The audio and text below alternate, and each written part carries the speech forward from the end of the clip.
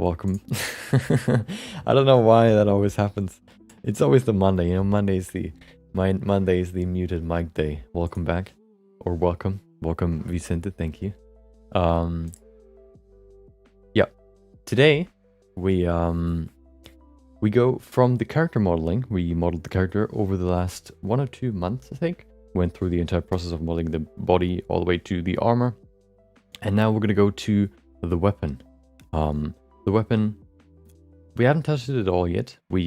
I built like a block out of it just to kind of have it in the character's pose already. So we only have to put the new version, then the refined version, into his hands basically, to finish him basically.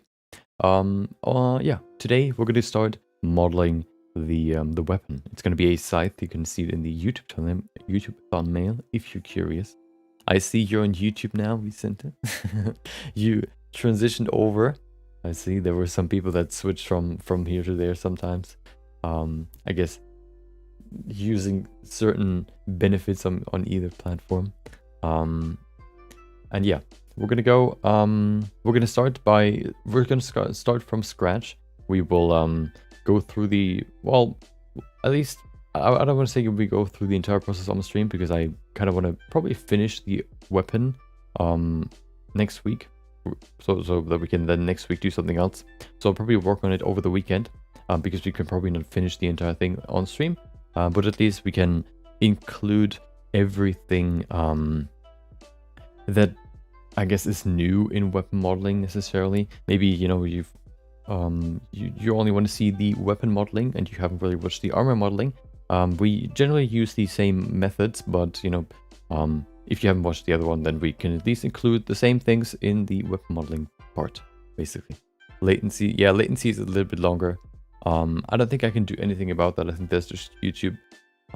Yeah, I mean, if your notifications are faster, then you can join the stream earlier and call me out on my mistakes. Yeah, I think it's like half a minute or maybe even a minute, which is can be quite annoying, but I haven't found a single setting that I can change. I already have it on. Well, I can't change really the latency setting once I'm streaming, and because I use restream, I can't really set that. Like, there's no setting that I can set there. I think it's already on low latency, but I don't know. Yeah, I have checked it. I haven't found anything that I can do. But yeah, I mean, that's the one downside on YouTube, I guess. You can even, you know, reverse. I mean, you can rewind or speed up and slow down if you want to hear me drunk, or you know, quick, I guess, on 2x speed. You can do that on YouTube. I wonder if they added that to Twitch now. Well, you can rewind as far as I know, but you can, at least there's a plugin for web browsers where you can double speeds on any player. Yeah. So before we begin with the weapon modeling, if you only want to see one of these topics, we're going to begin with the 30-minute quick sketch that we always do. And then afterwards, we're going to go to the weapon modeling. If you only want to see one of these two, there should be timestamps in the description and in the timeline. I need to add them still to the last 3 or 4 videos, but I will do that tomorrow. And then, yeah, there should be everything that you need to go to wherever you need to go or you want to go. So we're going to begin with the quick sketch, 30 minutes, and then we're going to go to the the weapon. Usually the quick sketch roughly takes an hour because of rendering and post-production and posting. So if you skip to an hour roughly, that's generally where we begin with the second topic. Let's go to Blender. There you go. Ooh, nothing. Hell yeah. There it is. There it is. You could see what we're going to sculpt today. This little fella right there. Nice smile. I wanted to do something more, I guess, stylized today. So I grabbed this one. And maybe I can use some new sculpting techniques that I've learned while researching for a new video that'll probably come out next week. Well, yeah, so I wanted to basically go through every single brush that exists in here, like all of them, all the way down. And I wanted to research, well, these ones are pretty simple, but I wanted to research all, basically, I want to know exactly what every brush does, what the function behind it is. Because if you, for example, look at a brush like this, which is the Draw Sharp brush, and you just use it, let's set it to 100 just to show it easier or more clearly, and you use it, well, that's not really 100, is it? Let's try again. 100, please. Not 10. 100. 100. There you go. And then I use it. What? Wait. That's not what... Hey, what's happening? Maybe that one doesn't really add geometry? It seems like that's the case, which is weird. Okay. That's interesting. So this one doesn't add new geometry? That's interesting. So it only cuts in. Okay, that's good to know. That I didn't even know that before. You can see here, once it kind of crosses that threshold, it just keeps the same geometry, which is interesting. So looking at the differences between this one, well, let's make them a little bit bigger. This one, and then we have the crease brush, which I always use. This one, well, let's make the strength a little bit bigger. Well, let's make it a little bit smaller. There you go. There are some differences, but on face value, or just looking at them, they seem quite similar. Of course, you know, this one might be a little bit sharper, this one's a little bit rounder.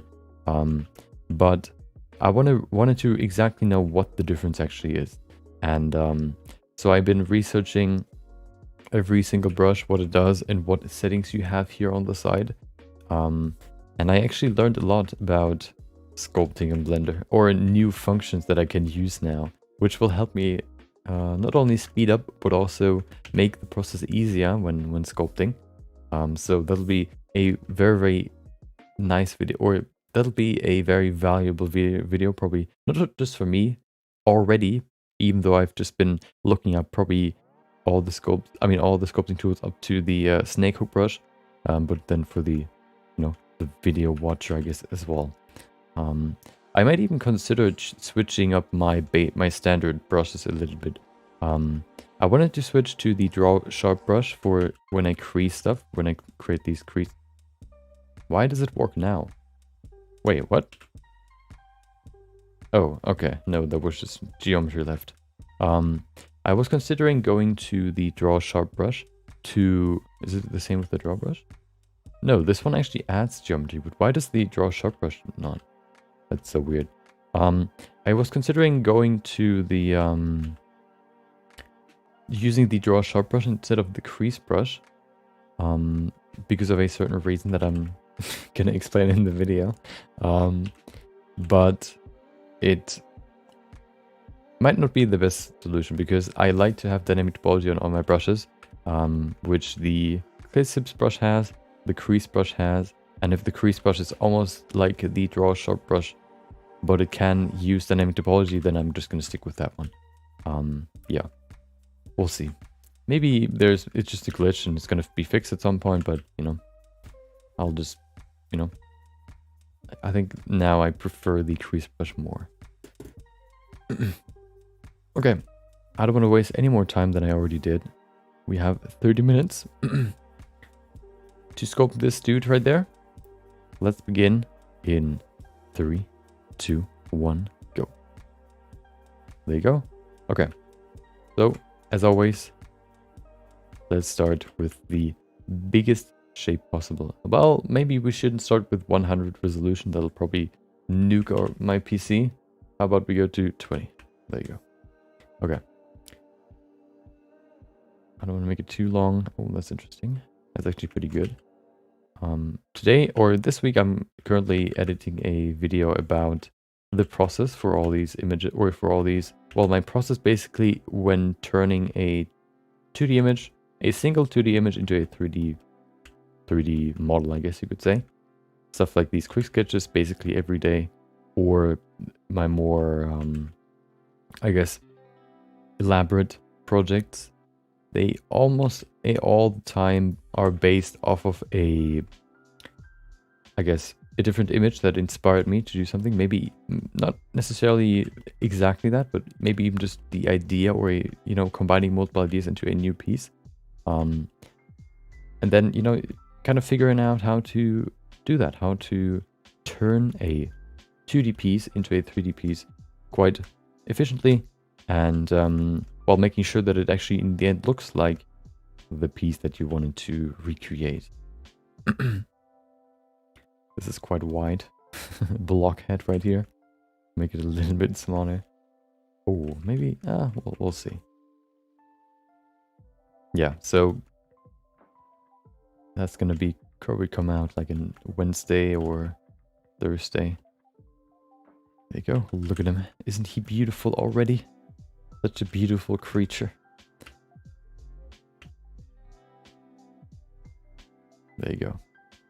Maybe, you know, you can still use the draw brush while not having the function of dynamic topology, adding more resolution while you're brushing, because you can prime it with a different brush maybe, but you know, it's still very useful to just do it that way, because especially when you go to maybe 100 resolution, you just want to add some small details.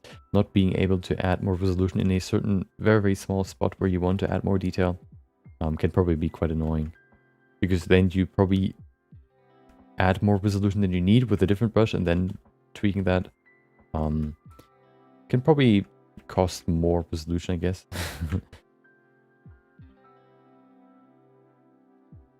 You know, you have to pay with resolution when you want to add detail. Sometimes you just don't have the resolution for it. Sometimes you're out of resolution. I want to make this very, very stylized, very, very like what do you call it? Like a very, very sharp shapes and very, very defined features. Of course, we only have 30 minutes, but at least I'll try. There you go. Maybe you do it like this. That's the nose. Maybe a little bit too thin. That's better. Nice sharp nose right there. Yeah, today I'm actually pretty excited for this topic, because we have never really, or I have actually never really modeled any sort of weapon before. I always thought, or I always said I wanted to model a weapon, whether that's a gun or a scythe. Well, a scythe, like a melee weapon or whatever. And now we get to do that. Of course, modeling stuff like guns is probably something quite different, because generally guns are basically made out of maybe just a few pieces, which means you probably need to include more into a single piece. Okay, I'll see you, Vicente. I'll see you. Thank you for watching over me. I appreciate it. And yeah, so it'll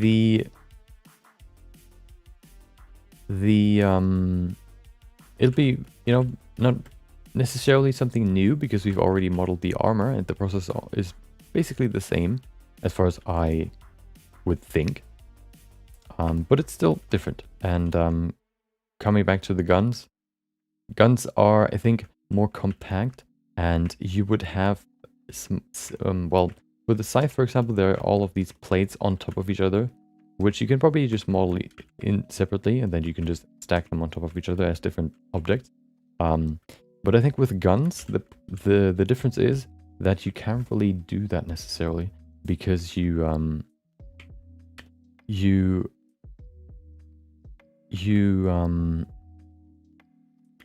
have just a few pieces that you need to put together, which means the individual pieces will be more complex, which also means you need to be more keen on how to, I guess, put good geometry together for these models, I guess, or how to do hard surface modeling very, very efficiently, which, you know, I might not be right now, because I've only done it for a few times, but at least I can model a scythe, okay? That's something.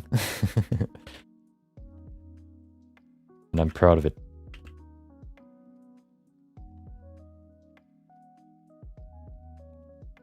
Look at him. He looks so happy. He needs to look more crazy. We're gonna get there, okay? We're not there yet. We need to change his blocky head into something else first. You know what? I think I'm gonna add the neck. Oh, before we do that, let's go in here and just add some more stuff here. Some more fur. Make it rounder. There you go. That's basically all that I wanted to add down here as well. No, let's go to the neck first. Neck first. It could be quite thin, it could be quite thick. I kind of want to keep it. Well, I'll change it once once I've added the overall neck, I guess. We can still change the thickness afterwards. So I'm not trying to kind of plan it out before, because sometimes, you know, you can't really see or you can't really imagine what it will look like in the end without seeing it. And even if you think about it, it might be wrong. So why not just do it and then change it? Look at him. Nice little sausage right there. Pull it down and pull it up. Maybe we should do it more like this. Nice little hunch forward. I think that can kind of bring some more of that expression, that crazy expression into the sculpt. Exactly like that.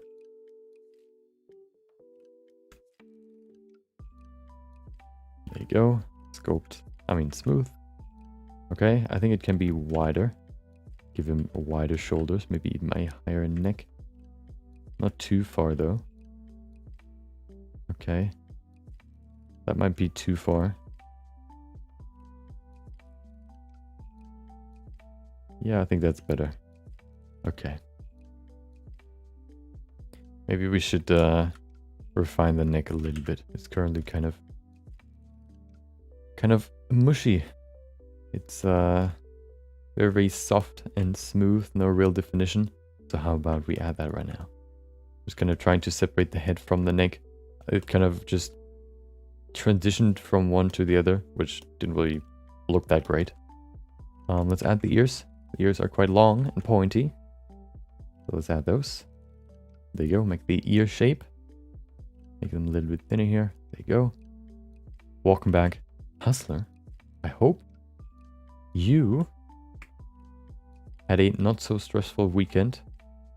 If I remember you working over the weekend, because you have at least one, well, you have basically your weekend in other people's weekday or work days. Hope it wasn't too stressful, or not stressful at all. Maybe there was nobody demanding your attention.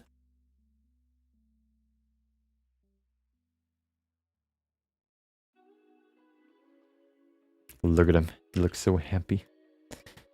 But he's supposed to look crazy. I'm probably gonna shorten his ears a little bit, because they sort of I think if they're too long, they take up too much space in the actual sculpt. I'm just gonna make them a little bit smaller. Look at those. Maybe we can widen them a little bit.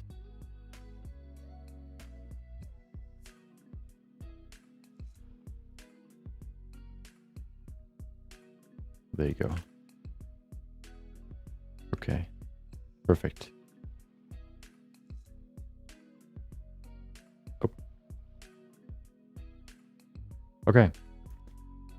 Those are the ears. They might be quite long. Maybe we need to make them shorter. They actually look too long right now. Let's make them a little bit smaller here. Zip. Okay. No stress. That's a good joke. I mean, want to be as happy as that wolf? Well, he's not supposed to look happy in the end.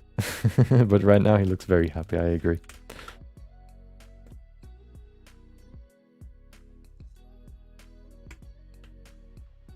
There you go. Not quite sure if that's supposed to be a wolf or a hyena, but I think hyenas have like shorter hair. Okay.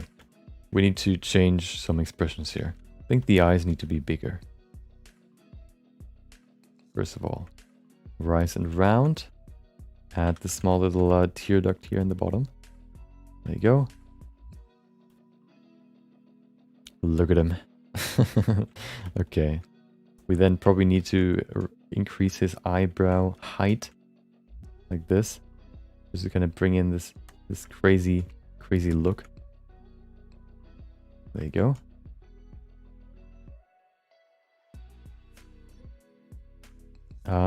Maybe even giving him like slight sort of frowning eyebrows, not too much. Just a little bit. That's probably pretty good. And then we can go. Let's fine tune the rest a little bit. I think the mouth is too far out.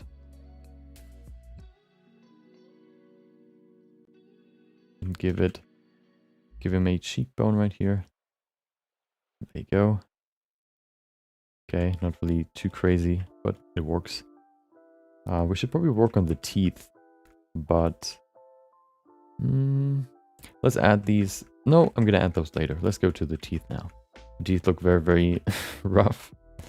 We could go ahead and add more resolution. That could also be a solution for the current problem of low resolution. Well, of low definition. No definition. But do we need to? I think we do. The teeth are quite... Well, no, let's begin using the crease brush first, and then we can think about it later. What I want to do first is I want to outline the teeth right here. There you go. Welcome back. Pave Darken. Hope you have enjoyed your Monday. So far, maybe even your weekend. You know, some say weekends are quite enjoyable. I was the first time in my life this weekend where I was for the first time in my life eating sushi in a restaurant. I tried sushi before, just like I guess bought from a store, but of course that's not, I guess, you know, nothing like going to an actual sushi grill, I guess you could say. And it was pretty good. It was better than I would actually say better than I expected. Which is nice, because now I have something more I could, I guess, I don't know, eat. I've broadened my horizon. It's always kind of annoying when you don't like something, a certain food, because then you think to yourself, well, now other people enjoy it and I can't, so, you know, it's kind of, it cripples me. I can't enjoy what they can, basically. Okay, the teeth will be annoying because they sort of intersect with each other, so they will make an interesting shape. Maybe we can just do this for the first one that is quite close to the skin, and then the other one will be in front of that. There you go. That's quite big though. We probably need to... Actually no, if you put the teeth right here, the other one, we can probably go in front of it. There you go. Then we can use the... what are you called again? The snake hook brush to pull it out. There you go. You know what we should do? We should make a challenge modeling using only the snake hook brush. I think that'll end horribly. I don't even know if you could do that. Probably, because at least the snake hook brush doesn't well, it actually deforms the model. Instead of just with the grab brush, you just move vertices. With the snake hook brush, you actually create new geometry. But it will probably still be a pain, which I'm not willing to go through right now. Look at him. He still looks happy. He needs to look more crazy. Okay, let's see. Well, that's probably the eyes, to be honest. We add the eyes here. They're very small. We had that before on Thursday, giving people... Oh, yeah, look at that. Giving somebody small irises will make them look more crazy, I guess you could say. There you go. Living proof. Welcome back, T. Let's say T. If that's okay. Welcome back, T. Hope you had a more enjoyable weekend than Hustler. Hopefully you didn't have to work.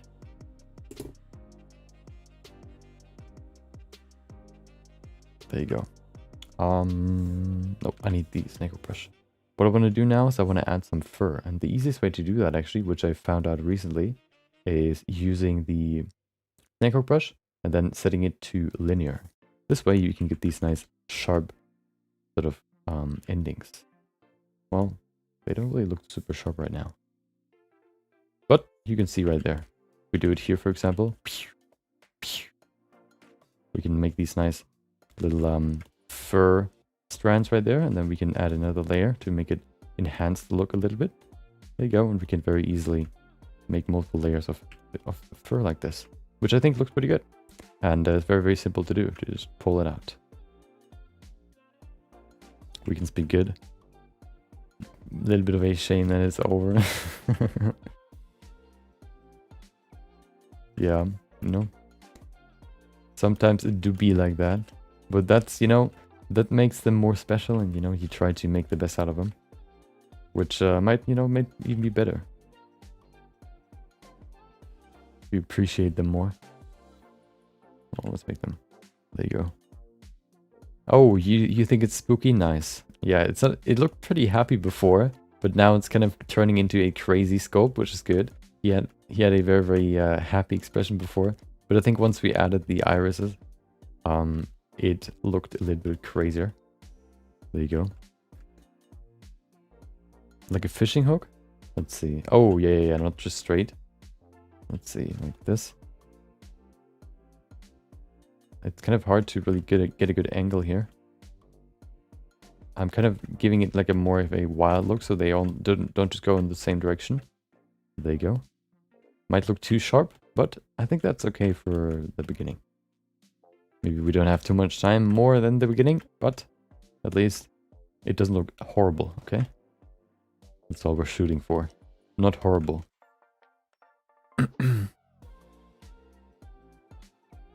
Oh.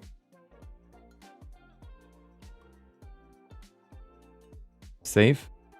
Yeah, soon. I should make a challenge. How long can I sculpt, like add more detail and before my my file crashes? Like just like the videos, the video game YouTube videos, like playing, or the video ends when I die for the first time. The video ends when I when Blender crashed for the first time, and it's just like a what is it, like a 3-hour stream just working on a character and adding more and more detail. Or I mess up in the beginning and I press shift too many times, like one after each other in a quick sequence, and it just ends in like 10 minutes. Would both be funny.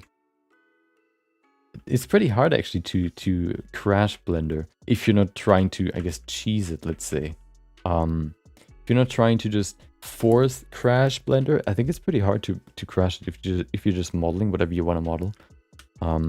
Which is actually pretty, well, maybe not surprising, but thinking about other programs like ZBrush, I don't know about Maya or 3ds Max, but I've seen some videos before where it crashed on someone. Blender seems to be quite stable, even though the team is quite small compared to the other studios, I guess. Or, yeah, 2, 3, 9. Okay. Which is good. Not complaining. It's just surprising sometimes how well it runs. It's loading very quickly. It's has almost all the tools, or well, it basically has all the tools that you want. Especially if you include plugins or add-ons, and it runs super smoothly, which is pretty nice. Okay, let's add more detail right there. I think now we've reached the point where more detail is beneficial, so let's go to 50. I want to show you something that this will be a teaser for probably next week's video. Next week's video, as far as I have planned, is gonna be about explaining every single brush in Blender. So I wanted to know what every single brush actually does, so that I can, not only for myself, know it, and I know exactly what I need to use in every situation that can come up, but also, you know, I think it just overall is an interesting subject, because generally we only talk about, or we only think about the brushes in the sense of how they look, or I do at least, and not really about how they actually work. And I think if you know what they actually do, you will be even like it. You know, you can use the sculpting tools better. Some tools might not do exactly what you want, but with a certain setting, but with changing just a few settings, it might actually be better than what you use currently. And it'll be, I think, more effective overall. I've already found a few functions that I'll use in the future, which I can show you. Oh, I want to show you a quick teaser. Yeah, this is not the, well, you could say it's a weapon, but we're gonna go get to the weapon once the time runs out, and we've uploaded the video. Then we're gonna go to the weapon. This is the usual daily quick sketch. So you can see right here, we can switch the smooth brush from laplation, which will smooth everything and make everything, well, it not only smooths the surface, it also smooths the volume. If you, for example, like me, just added more resolution and then you switch it to surface, then what you can do is you can smooth the surface without losing volume. Maybe a little bit, but not too much. This way you can keep details way easier. There you go. Look at that. And now we still keep the volume while having more resolution, or smoothing the edges, I guess you could say. The experimental brush crashes more often. Well, I mean, that's why it's experimental. The timer is basically, so at the start of every stream, we create a 30-minute quick sketch, a daily quick sketch basically, before we go into that day's topic. 30 minutes for the sculpt, and then afterwards we render and, you know, do some post-production, and then we go into that day's whatever project it is or topic. So this is, you've come in the first 30 minutes of the stream. Welcome. Hope you enjoyed your Monday as good as it can be, I guess. And yeah, in roughly, I would say 20 minutes or so, we're gonna go to the actual weapon. It's gonna be a scythe, and I'm actually excited. So I don't want to spend too much time on this, so I'm probably just gonna make a zigzag right here. It'll be easier. Maybe outwards, that'll be better. We also need to make these teeth smaller, because they get smaller the further back they go. So they just be these small cubes, I guess. There you go, bumpy cubes. Yeah, I mean, you know, if you're working with the experimental version, then of course it'll be a little bit more unstable, but you know, that's sort of to be expected.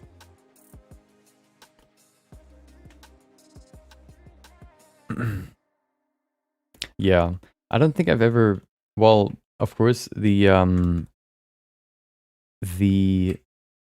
what is it?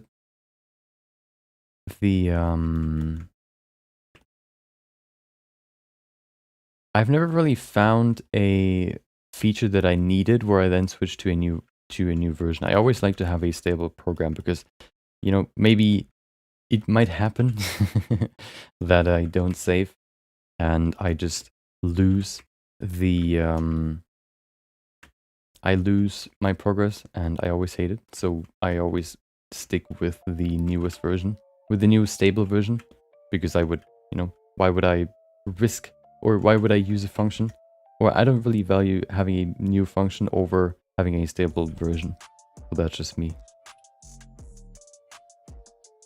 The sketch is not by me. I've just I've looked through the internet. I've scouted the internet, and basically every day look for an interesting, you know, concept piece or sketch or whatever that I can recreate generally, because usually I don't really find good, or I don't, you know, there aren't as many 3D references or images on the internet as there are 2D, as you could imagine. So I usually look for like 2D concept art or art in general that I think it looks cool, and then we could do them on stream.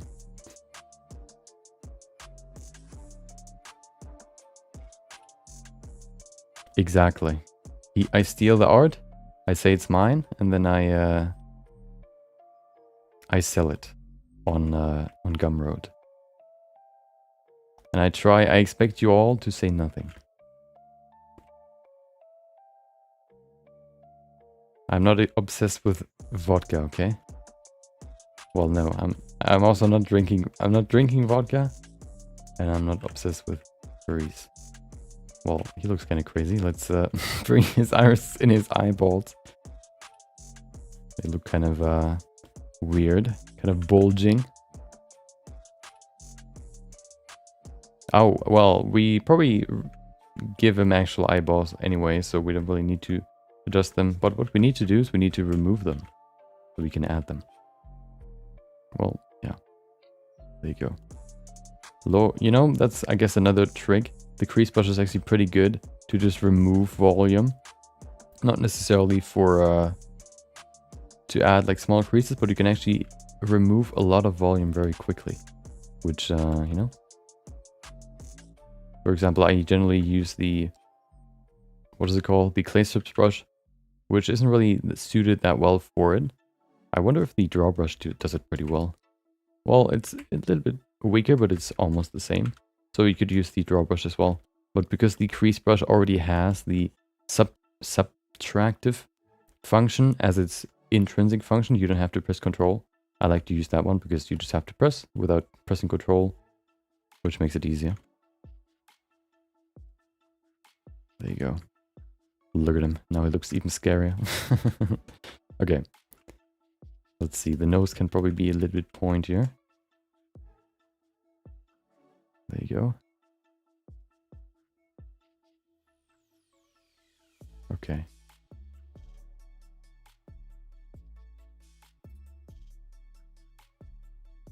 Lips are shut. Oh yeah. Share. True. Yeah. If you join my Discord, you can click the link there, and then you can you can join the I guess the share. You can be a shareholder.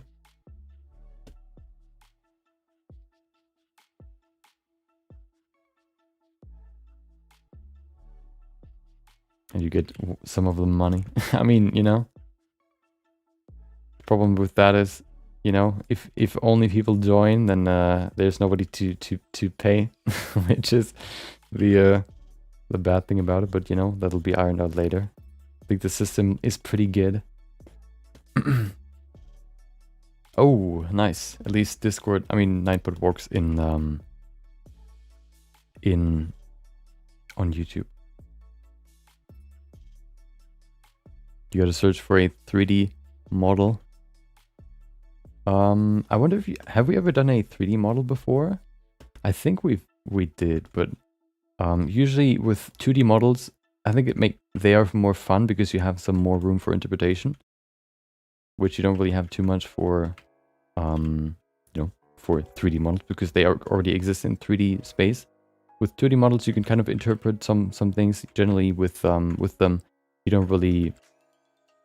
Well, with 2D models, you have just one perspective, so you can kind of, you know, you for example, with this one, it's just like a few brush strokes and a pretty rough sketch. So you can kind of add some more, I guess, style or your own ideas into the sculpt. Which, wait, oh no, I need to. Okay, hold on. Why? Okay, I need to put that in my to-do list. Hold on. There you go.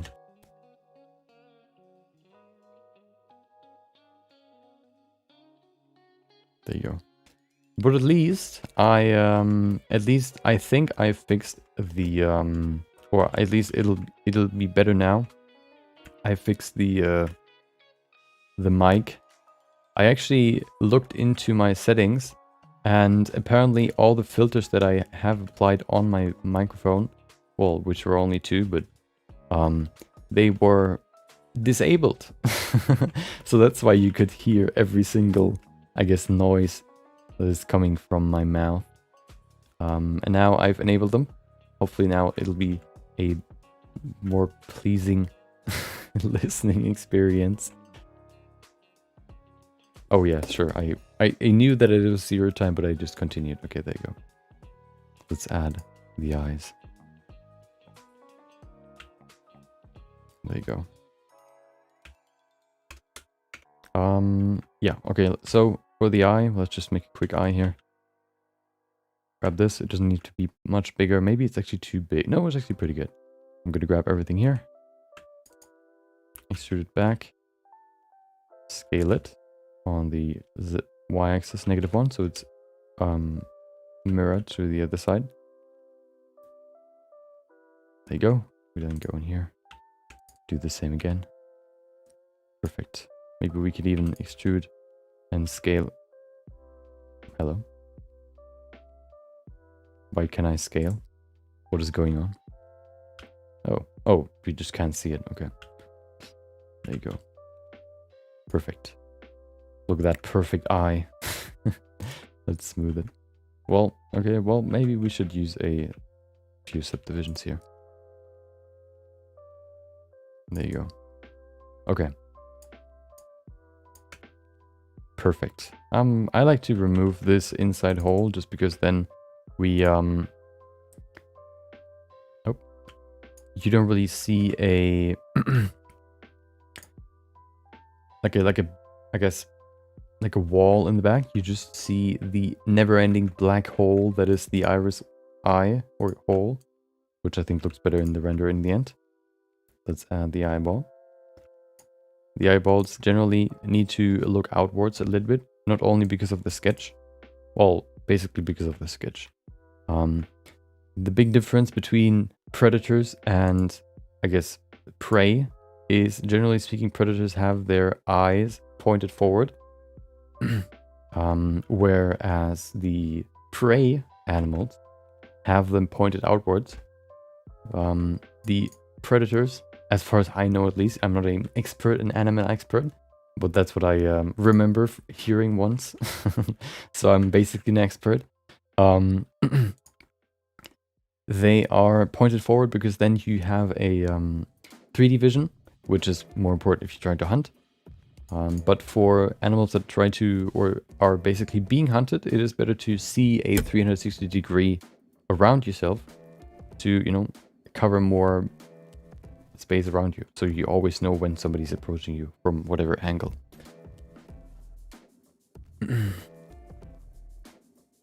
Oh, well, that's not what I wanted. There you go.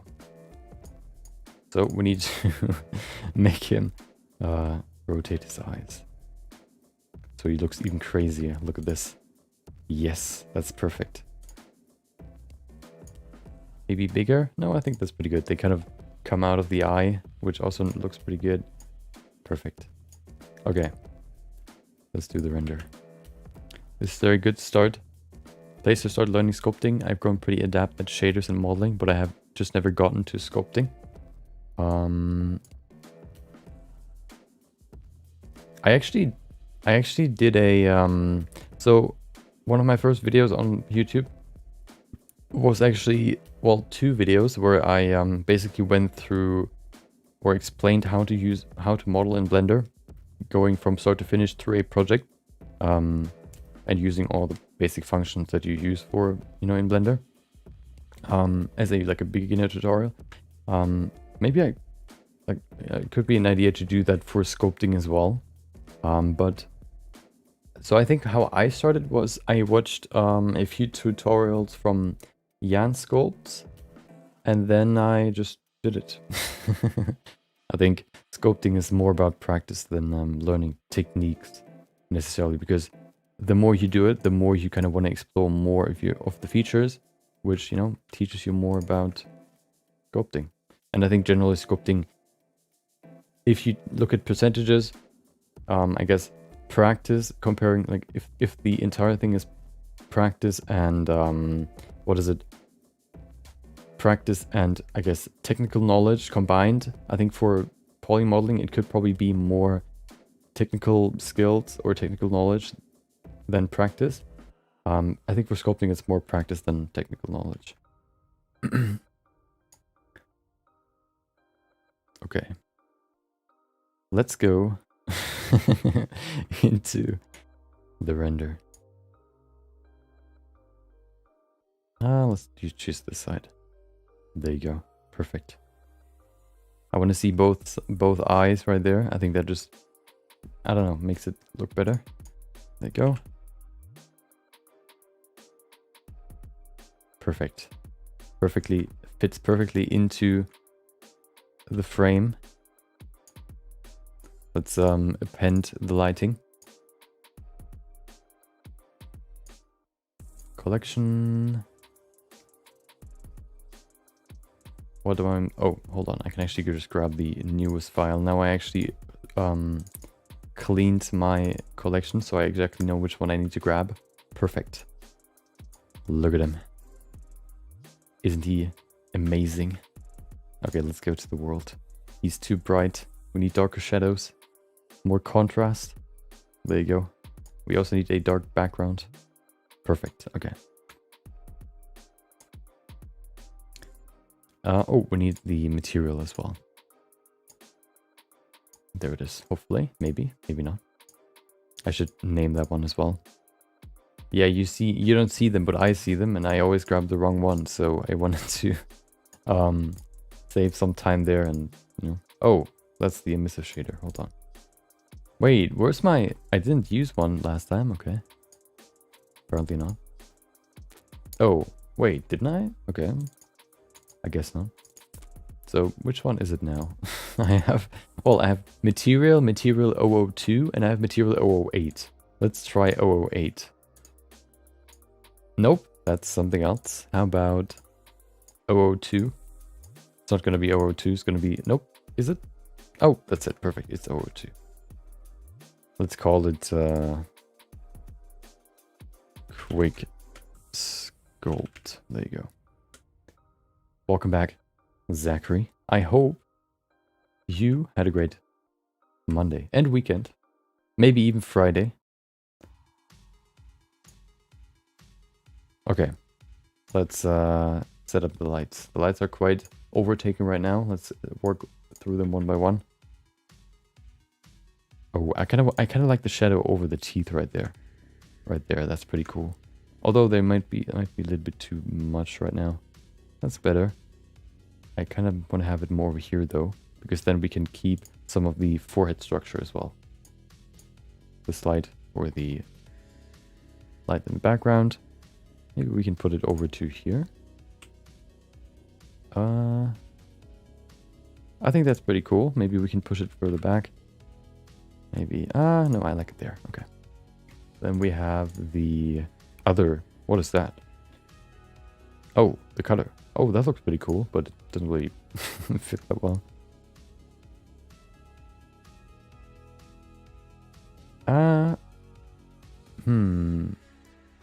The problem is if we put it on top, there's so much light coming from the top that we can't really see it, the color. So I always need to find a different spot to place it. Maybe over here. Where's the cut? Wait, oh, okay.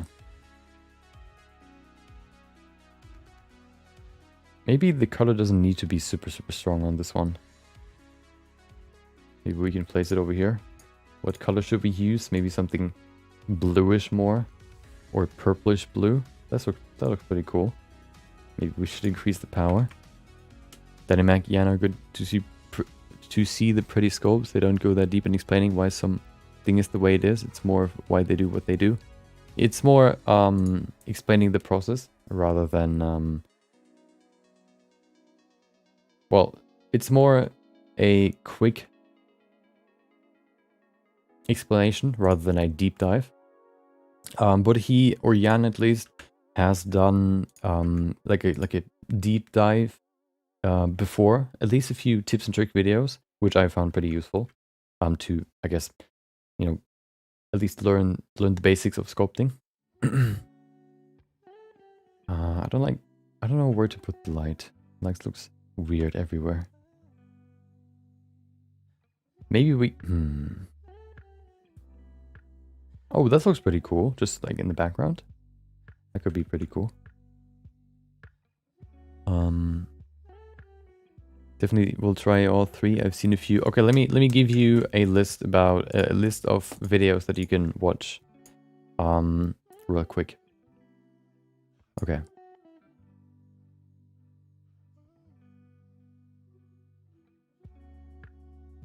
So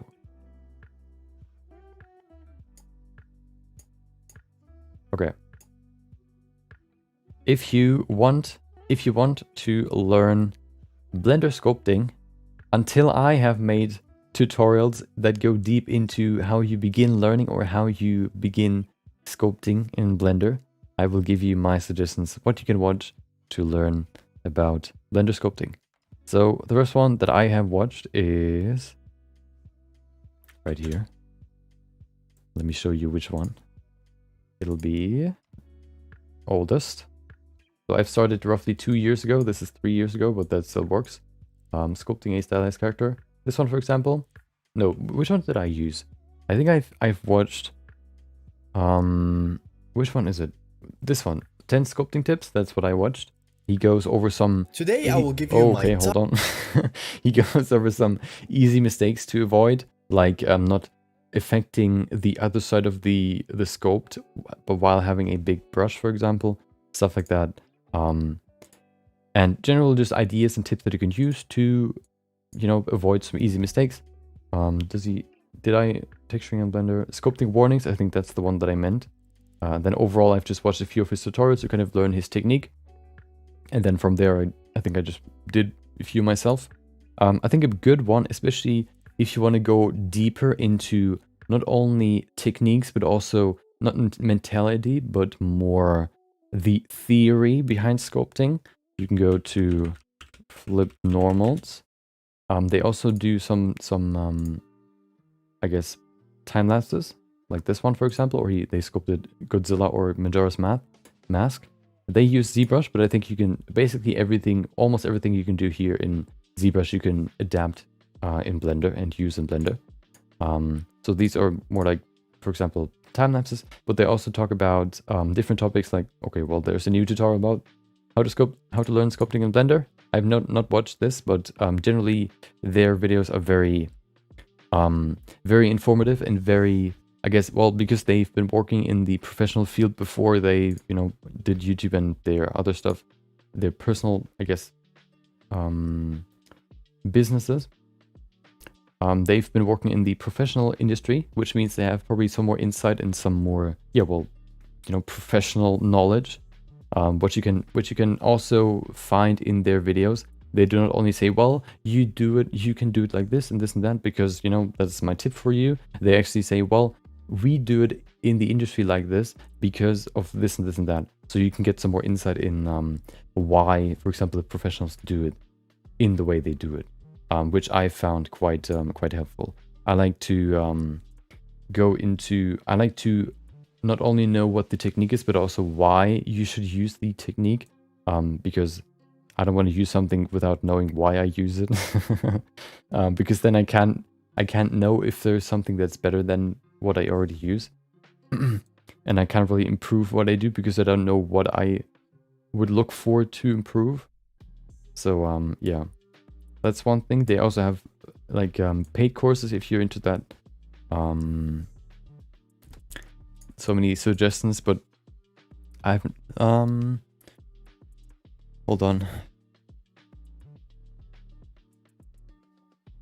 Hold on. Anything you sculpt and try to mimic them, you won't succeed because yours is never as good as theirs. Well, you're not trying to mimic. Well, in the beginning, I think it's good to mimic them because then you just learn the process. And you're not concerned about the outcome necessarily. You're more concerned about, well, you already know what you're going to sculpt. Now you can focus on how you sculpted. I think that's more important in the beginning, not necessarily what you want to sculpt. I think that could be a later step in the process. For example, when you want to learn Blender modeling, you first learn about extrusions. You learn about moving objects. You learn about moving your viewport, and you don't really think about, oh, I want to model, or what I what will I model to learn extrusions? You know, you learn about extrusions and the different tools, and then once you know all that, you can combine all that knowledge into a project to learn and improve and, you know, just train using these tools. So I think maybe not necessarily copying them, but copying their workflow can, or maybe just copying their entire scope can be a good practice. Daniel Kruder. Never heard that name before, but let me see. Maybe I've seen a video.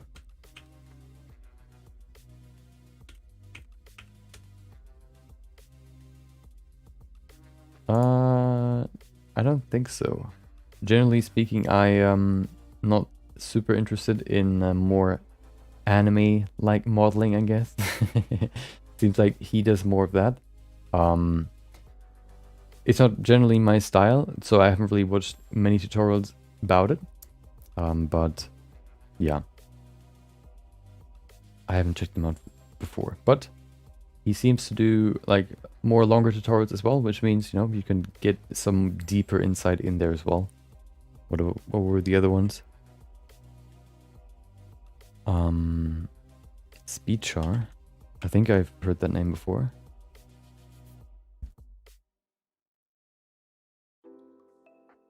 Yeah, I know him. I don't know if that is his original account. Maybe it. Oh yeah, okay, yeah. This one I think I've watched. I think I watched this one. This one here. The how to model in 1 hour. I think this one's also pretty helpful. He goes over the basics and how to model a human head.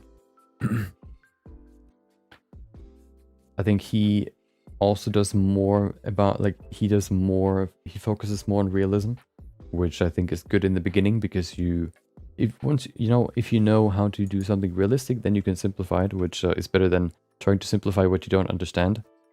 Because you can't simplify something you don't know when it's complex. Try to explain something or try to simplify I don't know how a car works or how a motor exactly works, without really knowing how the ins and out of it. FinGB, I've heard that name before. Hold on.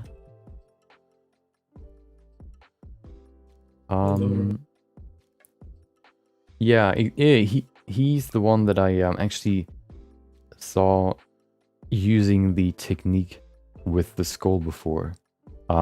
This one is probably the tutorial I've watched quite often.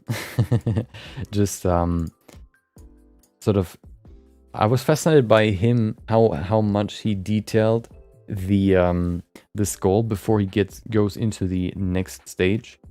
How he just fully detailed out the skull. I was super fascinated by that, and then I kind of adapted that technique and just sculpting the skull always before I begin adding the eyes or the mouth. There are other people that immediately go to the nose, mouth, and all that stuff, but I like to add the bones first.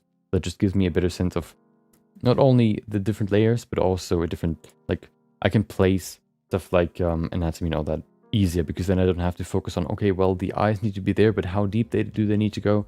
Where exactly do they need to be? And I don't know, just I can probably do it the other way as well, but it's just more comfortable for me that way.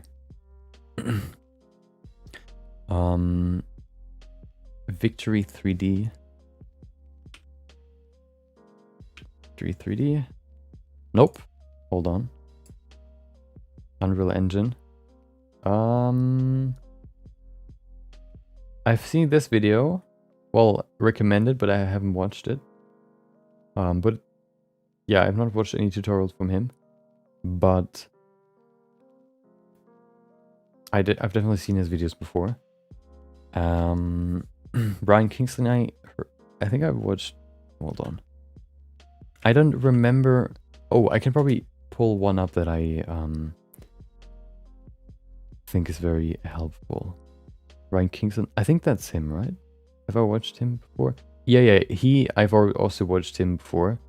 More for him, the videos about how to get your work noticed. I haven't watched that, but I've put that in my watch later list forever.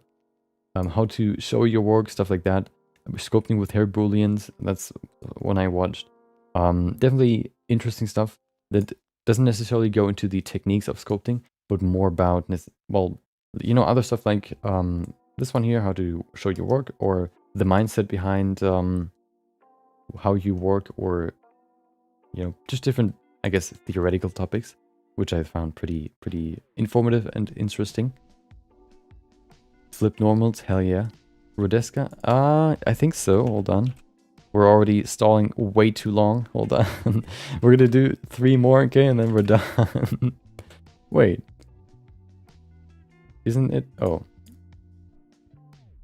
It's crazy that there are no results. I think I heard the name before. Well, do you really? I think you mean, hold on. Isn't he more of a, like, artist instead of YouTuber? Hold on. Yeah. Maybe not.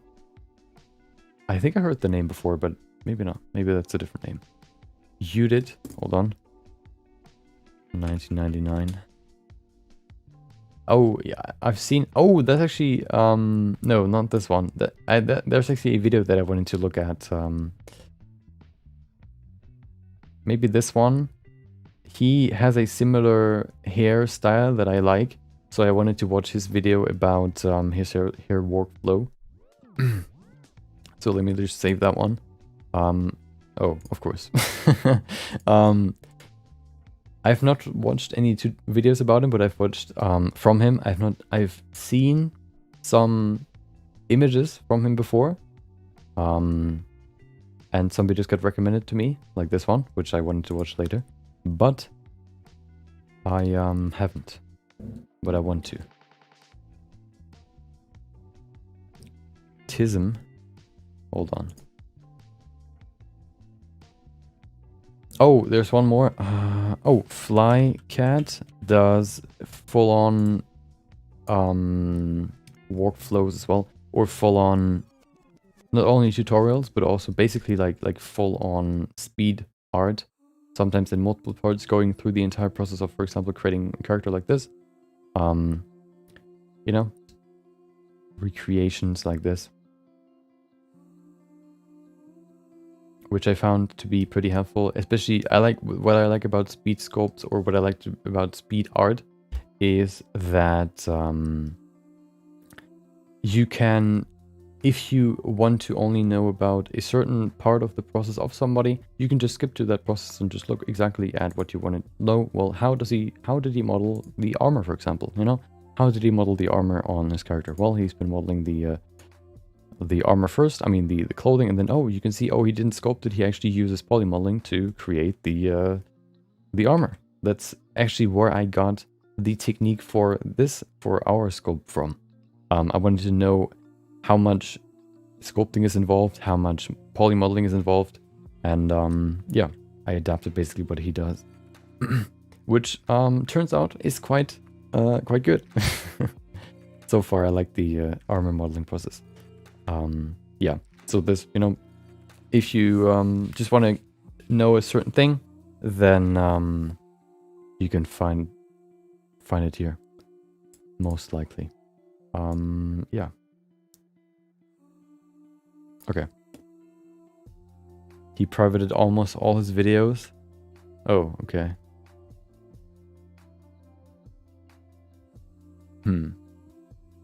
Yeah.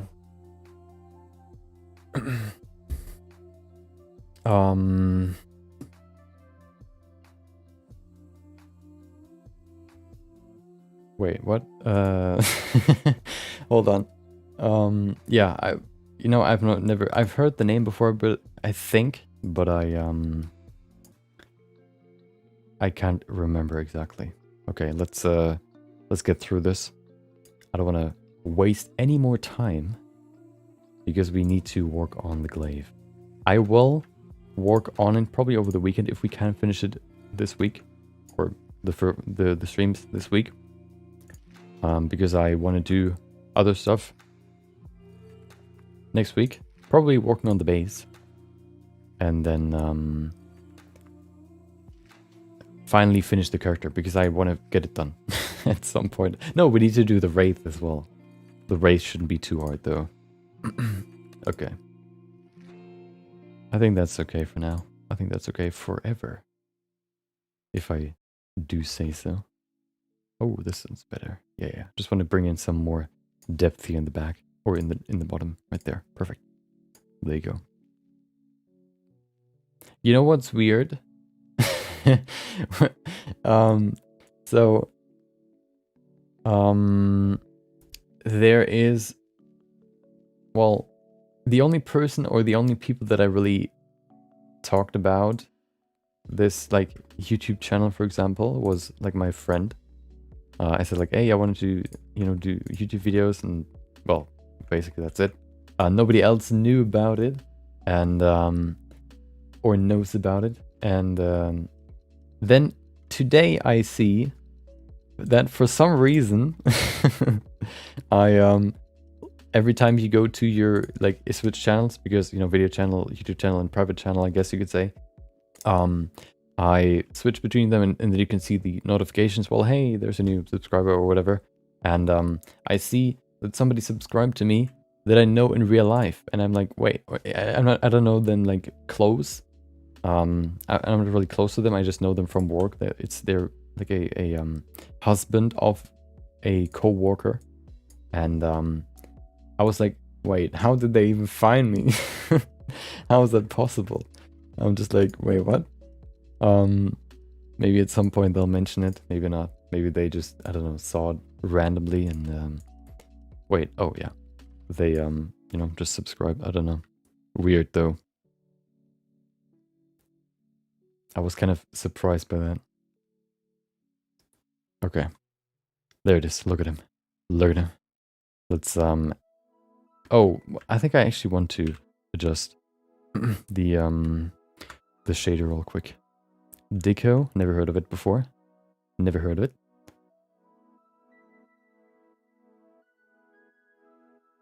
But what I will do today, I mean this week, there will be a video.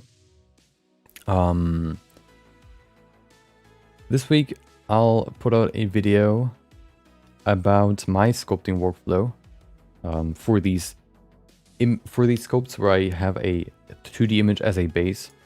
I wanted to kind of document or kind of explain my process there.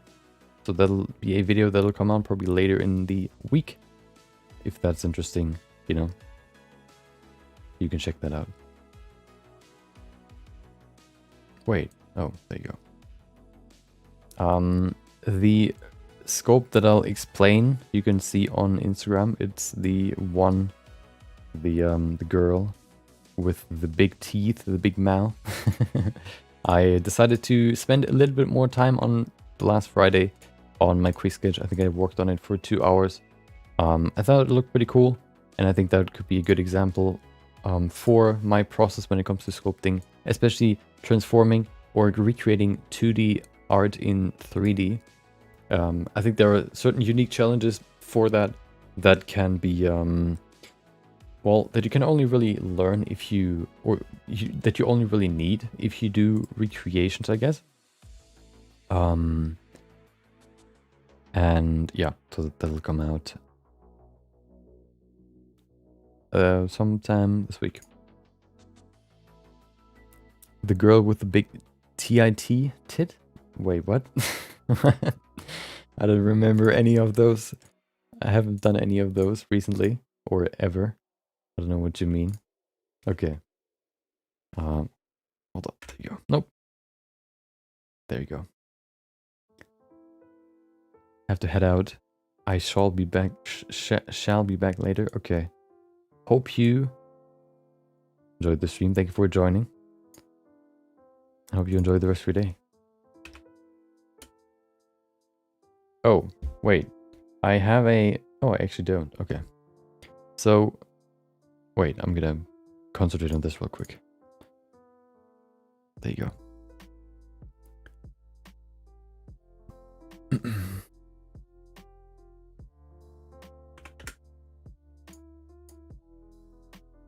Okay. I can show you which one I mean. But first, let's drink. So, as you can see right here, can you see it? You can see my face. Woo! You can see these stripes right there. What I've done is I've separated this into 200 milliliters each. Like each stripe is a 200 milliliters. And I grabbed I've installed an app that tells me when I should drink, so that at the end of the day I have roughly 2.5 liters of water in me. I wanted to, I guess, regulate that a little bit better. You know, I wanted to drink some more consistently. So I you know, now have a schedule. So it's time to drink again. 200 milliliters. Yeah, I mean, so far it's pretty good. The only problem that I have is the notification is quite, like, I don't use any sounds. I only use vibration, and the vibration is quite weak, so I oftentimes don't either feel it in my my pockets or on my desk. It's quite weak, so I need to look at it from time to time if I think about it. But you know, it's been working quite well so far.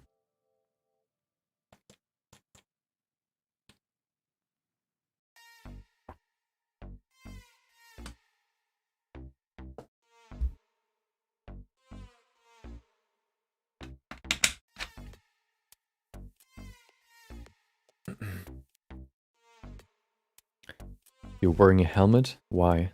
Wait, what? Why should I wear a helmet? What did you see? Okay. No more time-lapse videos on the Quick Sketch channel. So I decided, so the thought process behind Quick Sketch Day 2. Oh, see, now I needed to drink, so let's tap that button. Now I've added 200 milliliters to my daily intake. So the idea behind the quick, so the idea behind the 3 channels is basically, first of all, I don't want to upload everything to one. So I wanted to separate my content into different channels. And I wanted to have one channel for live streams. I wanted to have one channel for videos. And I wanted to have one channel for the quick sketches, the daily quick sketches. The thought behind the channel for the daily quick sketches is, okay. So the idea was basically, well, I always, when I saw time lapses, for example, or when I see artworks from other artists, I want to know how they do them. So I thought, well, I want to provide that for anybody that is interested in how I do my quick sketches. So I wanted to like a channel that has, you know, that uploads daily every quick sketch that I do as a time lapse.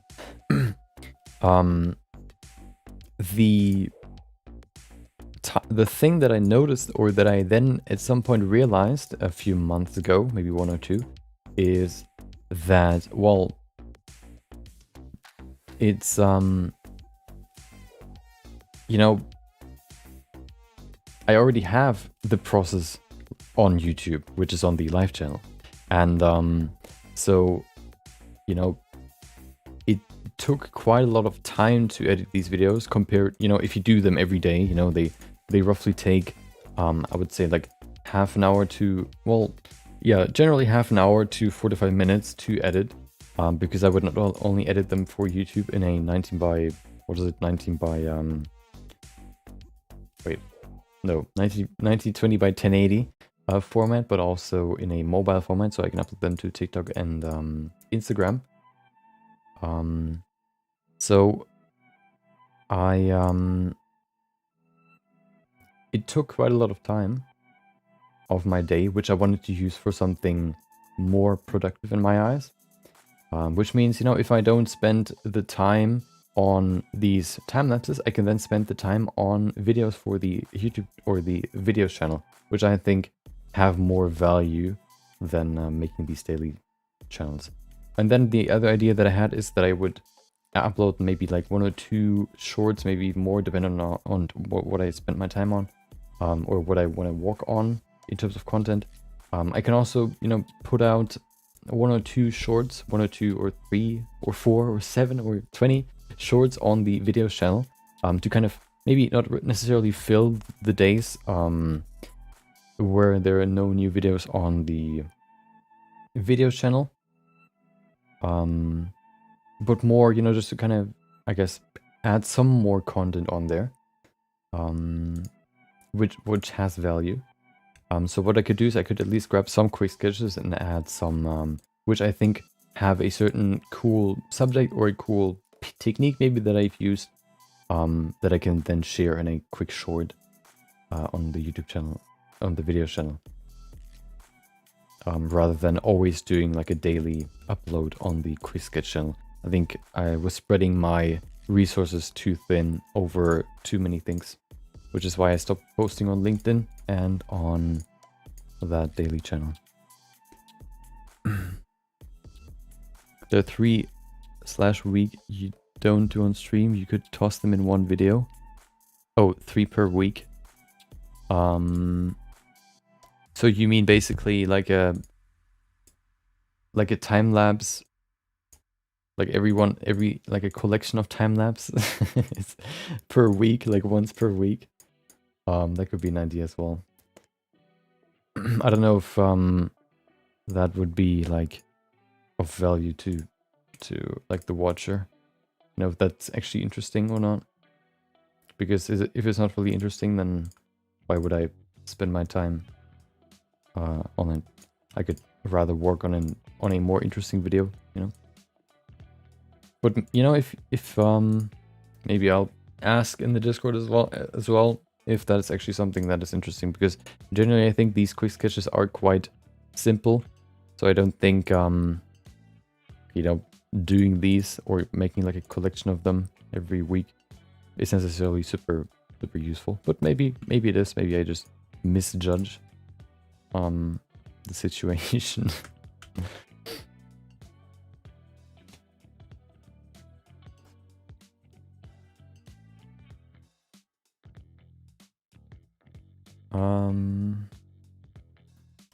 Okay. Quick sketch day 239. So basically the reason why I did it is because I when I basically would do a daily time lapse, a daily well, what I do every day is I after work is I prepare the thumbnail for the stream. I prepare of course, all the details of the stream, like the title, the thumbnail, and then I look up in like a quick sketch subject that we can, or this quick sketch subject of the day. Then I write the small text for the Discord notification, and then afterwards I have some time to either work on the project that we work on stream currently, or I have some time to work on another video. And if I would do these daily quick sketches, I would not have any time left, basically. When I've done these daily time lapses, including not only editing, but also uploading and naming and creating a thumbnail for the YouTube, like quick sketch time lapse, I probably had like 50 minutes or so before I like went to dinner and then started the stream. So, you know, I would rather have like 1 hour to 1.5 hour to, you know, spend on either the project or like a bigger video. So I just shifted my priorities there. That's the reason. Okay. Oh, I can show you the image that I wanted to speak about, or that I mentioned. There you go.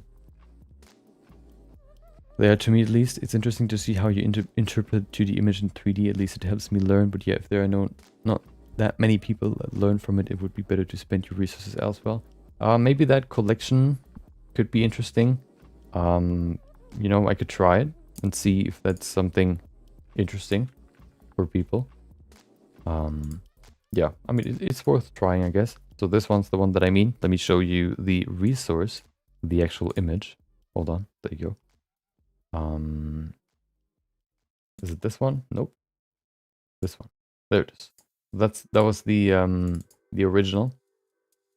There you go. Very rough. Not really that much detail. So I, added some more myself, I guess. Well, I didn't really add too much more, just like the neck right here, the collarbone. And yeah, that's what I use to explain my process. This was roughly a 2-hour sculpt. Yeah, and that's what I'll cover in the video. I will not go into specific details like my brushes, but I will also upload the process, the 2-hour process, as probably a time lapse that is like twice the speed or maybe 4 times the speed, so that you can still see the individual steps, but just not need to see like a 2-hour video. Oh yeah, I've seen that video before. Pretty crazy what you can do. Hold on, there you go. These deformations. I think there's actually one that is, well, this one's pretty crazy, but I think there's one that is even crazier, where I don't know if he did it. I think so, because the animations look like him, but he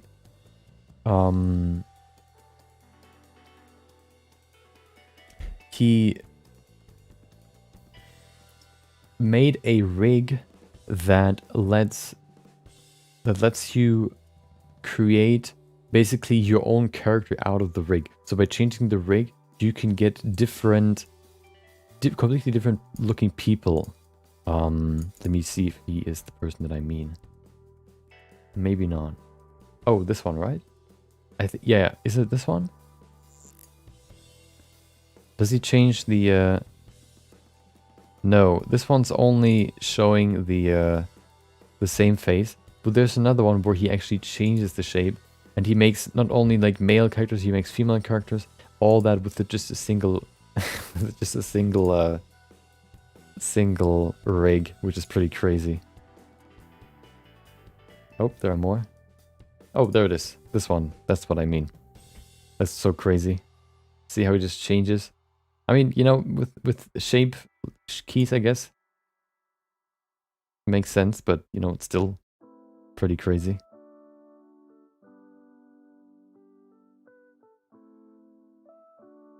Now it's a dude. No, well, something. now it's a dude. With different looks, And the rig is also very good, and you can change it to whatever you need. Of course, it's sort of, stylized, but still. Okay. I think he did the same for a full body as well, if I remember correctly. Okay. We spent so much time on this, I'm ashamed. I'm sorry. I said in the beginning, it'll roughly take an hour until we get to the weapon. But now it's probably like, how long did we work on this? 1 hour and a half. So we've been talking about random stuff for half an hour. Unbelievable. The stalling levels are immeasurable. So let's get right into the compilation to finish this part of the stream. Okay.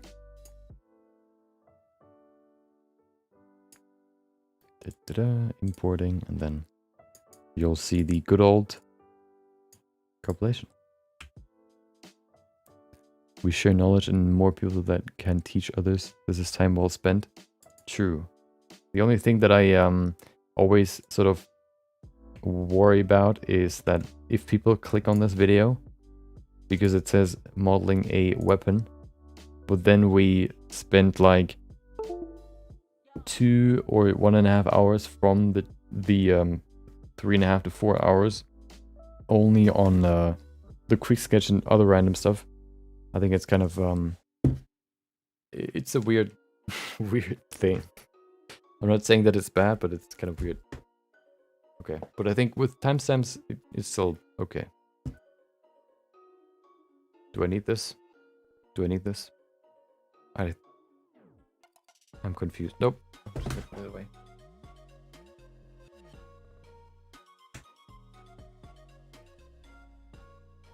I don't know why, but I'm confused today. Okay. Excuse me. Maybe it's the water. I need to drink less water. Okay. Okay, I'm gonna see you in 3 minutes and then we will go to the weapon. Hope you enjoy the compilation. Hope you're excited for the weapon modeling because I am. So let's begin in 3 minutes. I'll see you then.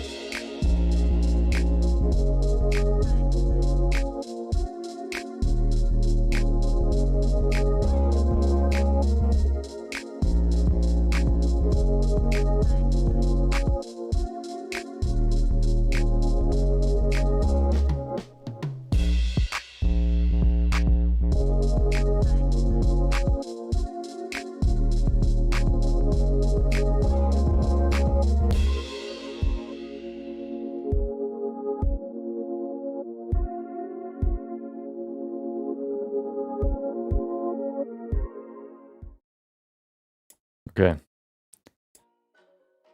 It is time. It is time. Now finally, we've reached the end of the first part. It is time to continue and hopefully get a little bit further in this piece. So we've finished the character. Look at him. Isn't he beautiful? Look at his beautiful eyes. Look at him. So we've finished him. Let's go to the weapon. I've prepared a image that we'll use for the weapon as like a, I guess, blueprint.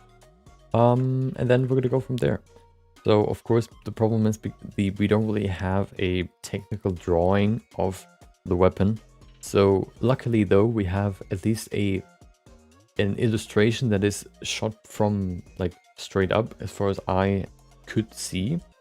So we at least have one image of the full scythe, the full weapon, with all its details, without any perspective changes or perspective sort of distortions in it. So we exactly know what the proportions are and all that, and we can copy them into 3D.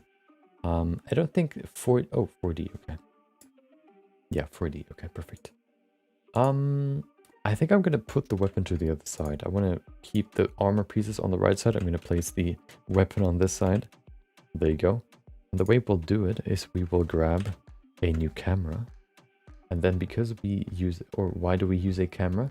Because we want to use a reference image that will include in the camera vision.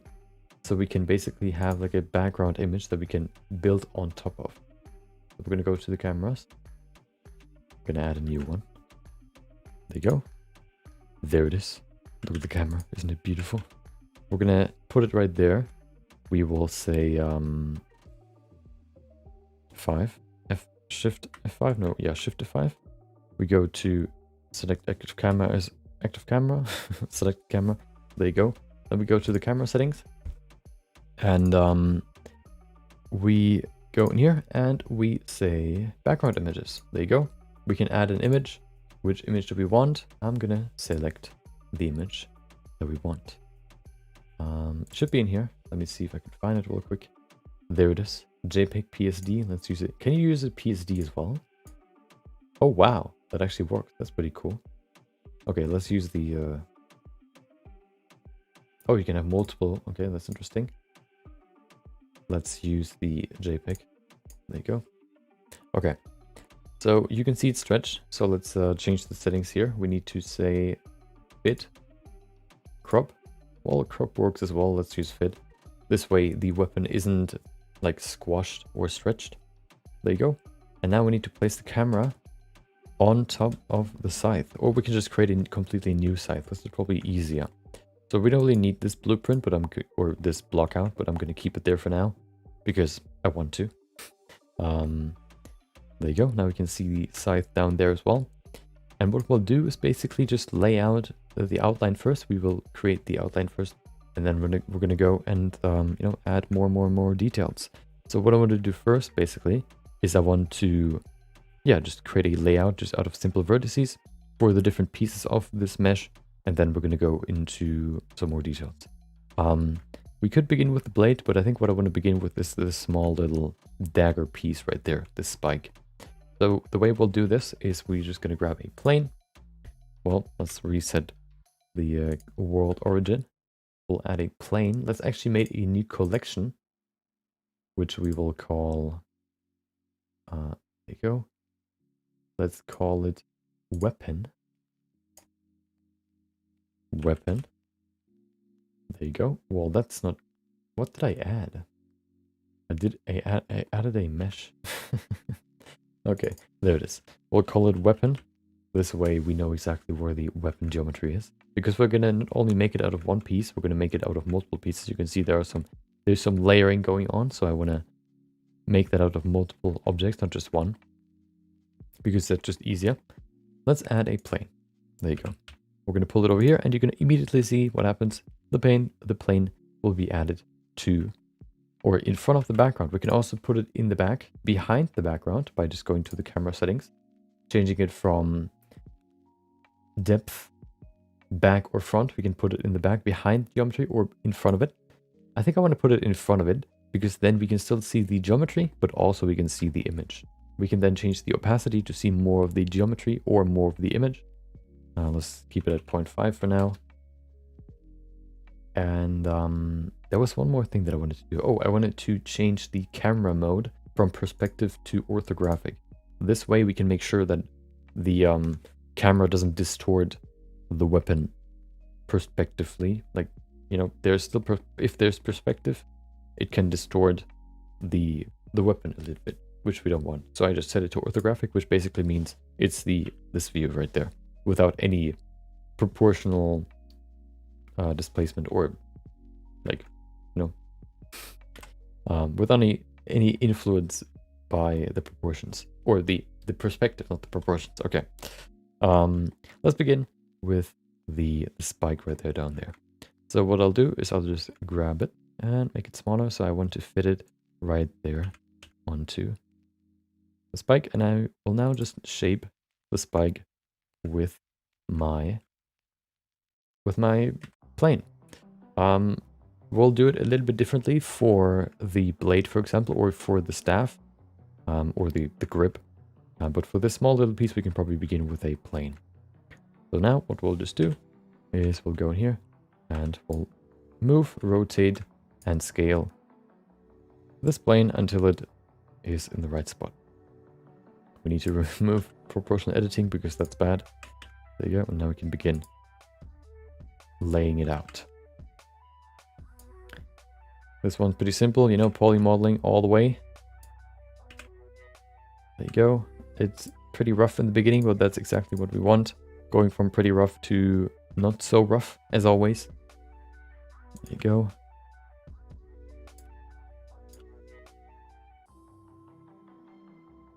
And that's the name of the game.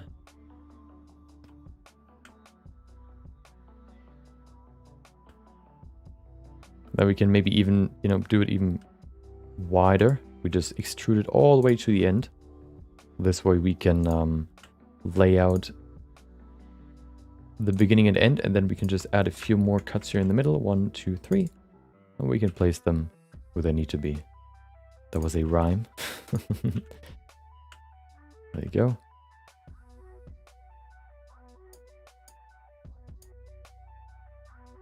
Perfect. Add some rotation here. There you go. So we've laid out the basic, I guess, structure. Now what we can do is we could now, you know, just add some thickness here, and then we basically have the spike at the bottom. Well, you know what? Why don't we do that? So the spike at the bottom looks pretty simple. It might be has some intricate details here, but overall I think it's pretty simple. I think the only thing we really need to do here is we can go in here. We can use the we can select everything. We can invert it. Maybe we shouldn't select the last, but this will be interesting. How do we do this? I guess we could just add 2 cuts right here. Then we can grab these pieces here. We can move them upwards. Except for these vertices right there. And then we can move them upwards. This way we can make a more 3-dimensional, I guess, you know, model with a little bit more detail than just a cube-like spike at the bottom. And then we can, you know, place these vertices as well.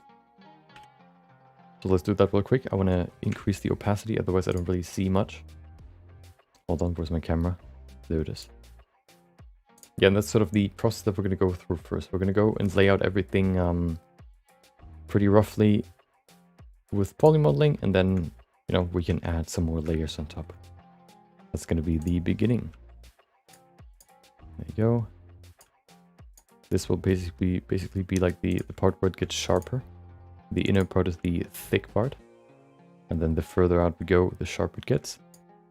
We're probably going to use a mirror modifier and mirror it on the z-axis to only have, so we only have to do one side, of course. There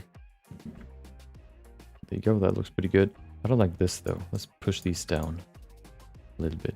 There you go. Gotta make a nice transition here. That's better. Okay. Let's go to the other side.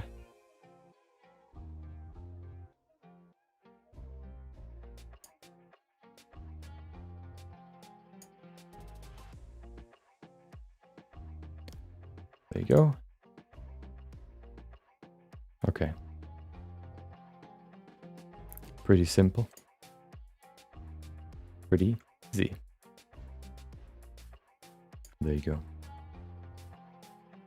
I'm also drinking more because I learned that these mouth noises also come from just not drinking enough. So that's another reason why I do it. If you have a dry mouth, you I guess you hear the smacking and clicking when you're talking more. There are multiple reasons for it, but that's one reason, so that's another reason why I do it. Okay, so there we have the spike at the bottom. For the next piece, we can probably just grab a good old cylinder. There you go. Wait, let me add it right here. We need a cylinder. Let's rotate it. Perfect. For the small little cup or ending piece right there, connector. Gonna place it where it needs to be, make it as long as it needs to be.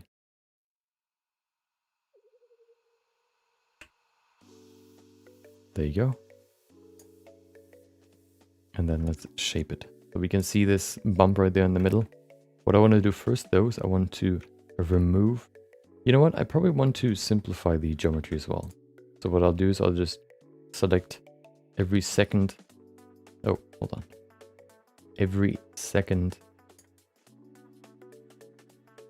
edge and remove it. Just to, make it less, remove unnecessary resolution that we have right now. I'm gonna remove these faces because I don't need them right now. Well, yeah, I'm gonna remove them. There you go.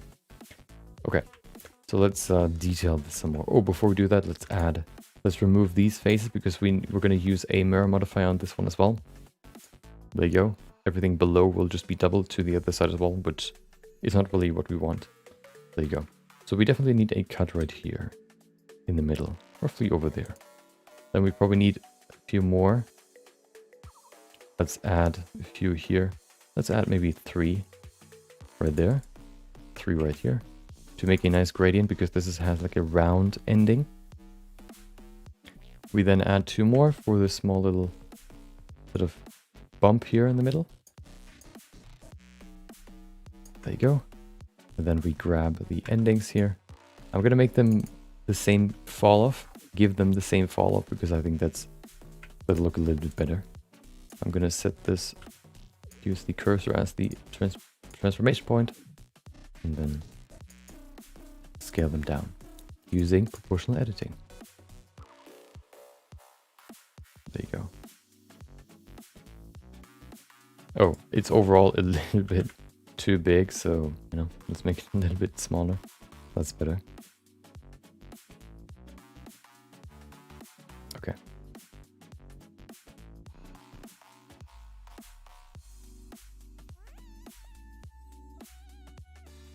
Perfect. There you go.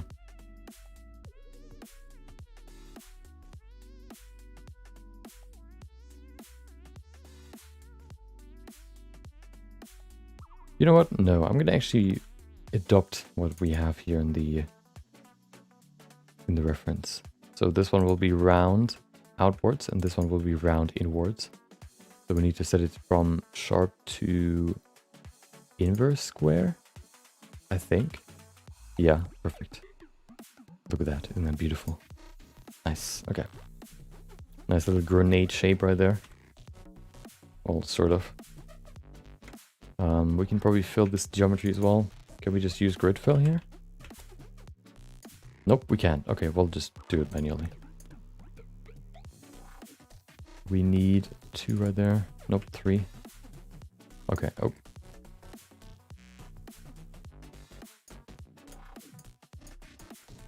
Yeah, I also kind of changed my, I guess you could say, mentality when it comes to the videos, like editing videos. I'll probably, so what I've done before is I said, well, weekends are when I want to edit videos, but I sort of discovered that, well, I kind of realized that, why not spend every day editing videos, because then you can, get more videos out. And yeah, just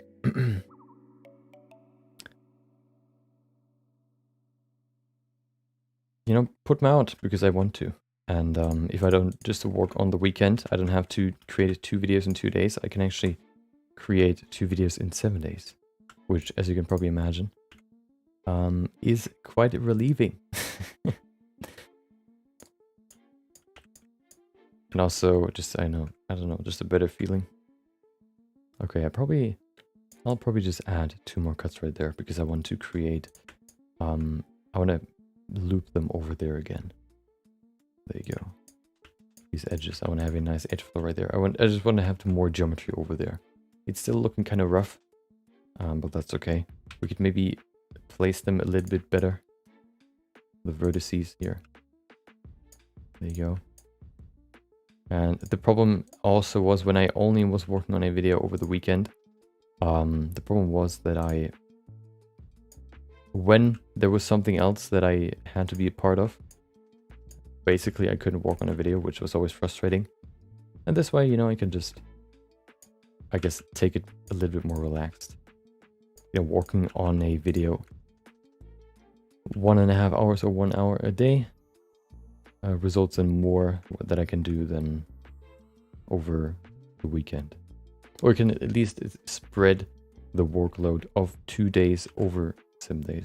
Okay, there you go. Da-da-da.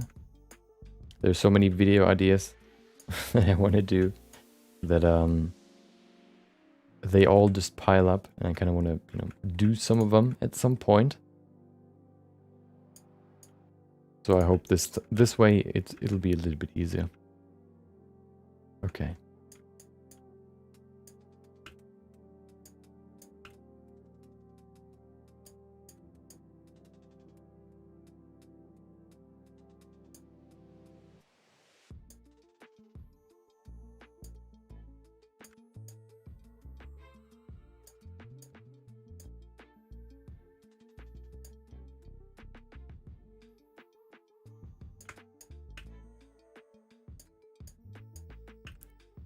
There you go. Okay, so we still need to add some detail here though. We can see in the reference, we have this bump right here.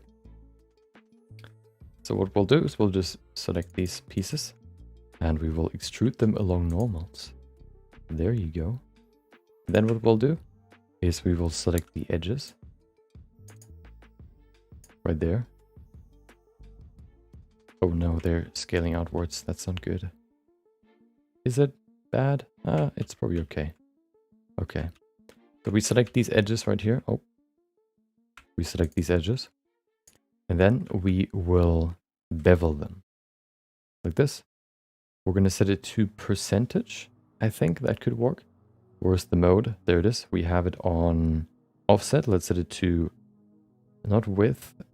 Depth, no. Percent. This way it'll be equal in both directions, even though the faces or edges are longer. And then we can add some more resolution here to make it nice and round. Maybe one more. There you go. Perfect. Look at that. We do the same at the bottom there as well. At the top, there doesn't really seem to be a good edge there. We could think about adding it just because then it's, you know, on every side. But we don't need to. Let's add a small cut right there. And do the same here. Oh, of course. How do I do this here? I want to... it could work. But I would rather just extrude and then scale, I guess. This way it stays on the same height or level when it comes to the y-axis, which I prefer. There you go. I'm probably going to add a cut right here. Maybe I don't need to. Okay. There you go. Yeah, perfect. I don't really like the look of it. I probably need at least one cut right here that I can scale even more. Like this. This might even be enough, to be honest. There you go. Because if we add a subdivision modifier, we can see what it looks like. Now it's nice and round. That's pretty good. I probably want to move these edges over here a little bit though. So I'll just select them. There you go. Okay.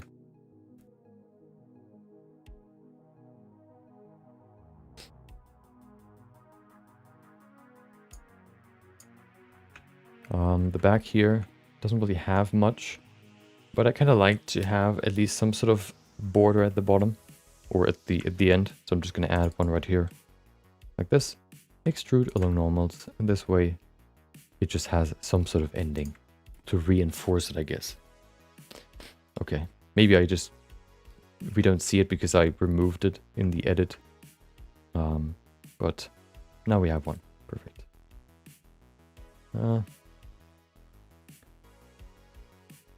let me do it again, because I don't want to extrude it in any other direction than the X and Y value. No, X and Z value.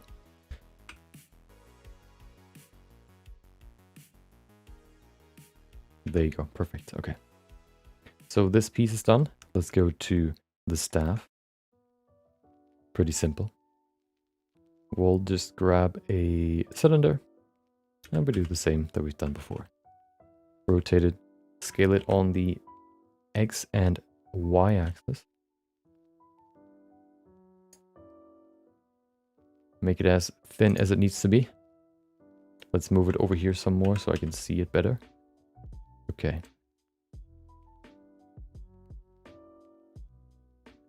That seems to be pretty good. Perfect. We can also align it with this piece right there so that it's perfectly fitting in there. We have the good old align tools right there, which is also an add-on that you can just install or enable in the Blender settings. XYZ. And then we can move it over here. Perfect. It might be too thin actually. I think I want to make it a little bit thicker. I also need to move the reference a little bit.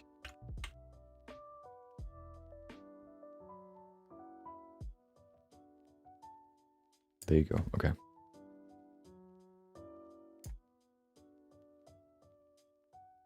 Let's make it a little bit thicker. Okay.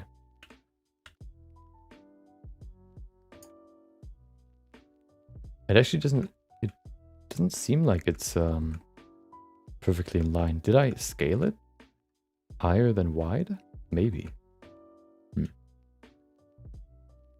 I'll do the same here. I'll remove some edges. The way you can remove, well, you can not only select every vertice, or you can expand your selection every vertice, you can also expand it every second edge, for example. So if you select one edge and then you select the second next edge and then you press Control Shift and plus on your numpad, you can select every second next edge. There you go, and then you've selected all of them and we can remove them. There you go. Easy.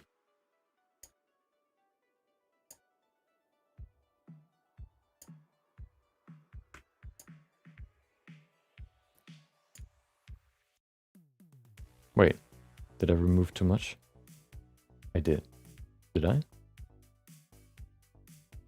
I think it's too deep, is it?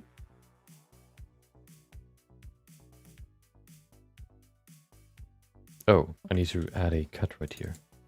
Perfect. Oh, same here. Okay. Yeah, I mean, you know, in the beginning, not really super interesting, but at least, you know, once we get through this, we'll get to something more interesting. I don't think the handle is very interesting, but once we get to the blade, you know, gets more spicy. It'll, you know, we'll use a similar technique that we've used for the small spike at the bottom for the blade as well, but I think we're going to change something a little bit. I've used this technique before for a detailed piece for the armor, which I want to try and use for the blade as well. Hopefully it'll work. I think it'll work quite well. But let's do the handle first. So for the handle, we'll just use another good old plane.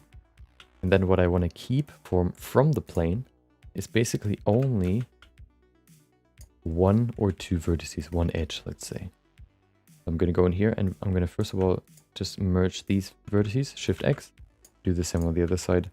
And now we can use these to create the rest of the model. I want to create an outline with the vertices before I fill the rest of the inside of the model.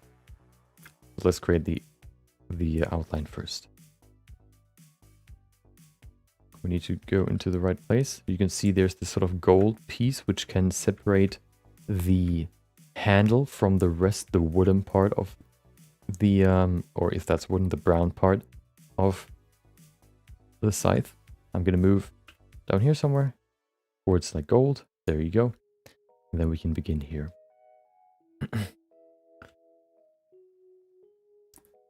what I want to do now... Oh, hold on. I removed everything.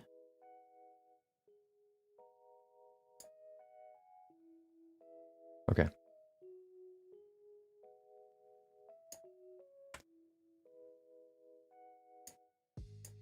There you go. I want to only work on... I want to create an outline. So I'm going to just grab one of the vertices. Let's go with the left one. And I'm going to just draw out where I want to go very, very roughly. Because the less vertices we have in the beginning, the less we need to fiddle around with in the beginning. So we can shape it a little bit easier. There you go. Let's make a nice little cut right here. I mean, curve. Go all the way to the end. Very simple. And then we go over here. Cover this plating. And then we see some brown here again. So we need to connect with this brown part.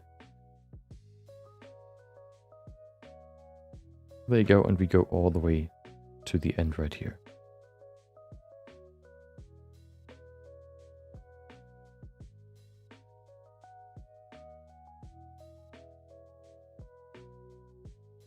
Then we go back in again.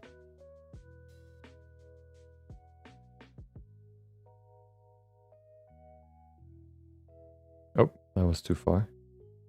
Too far, Blender. You've overstepped my boundaries. Please stop. There you go.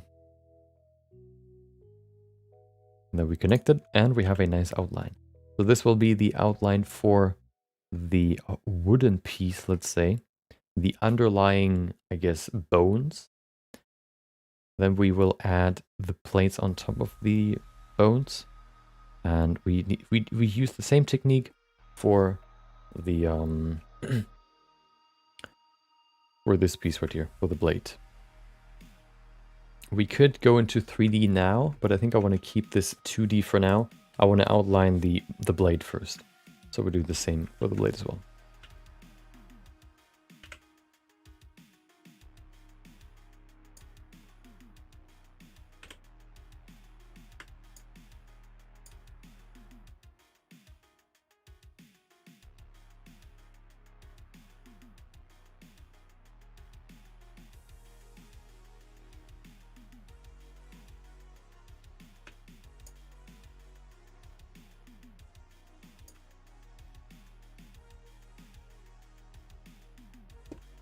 So far, pretty simple.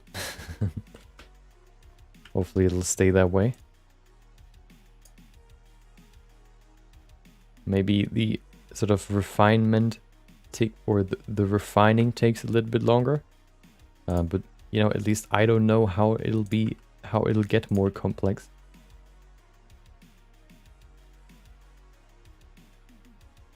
We've done basically the same technique before for the armor. There's nothing crazy new here.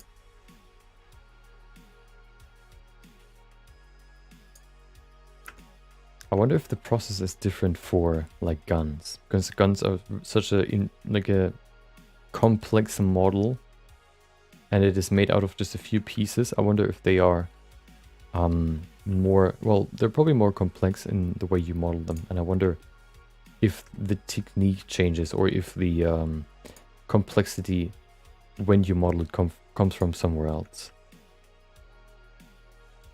So what I'll probably do is I'll probably duplicate this vertice so I can add the hole here as well. There you go.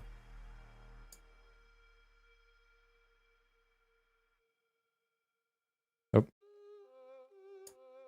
Okay. Oh, there's another hole.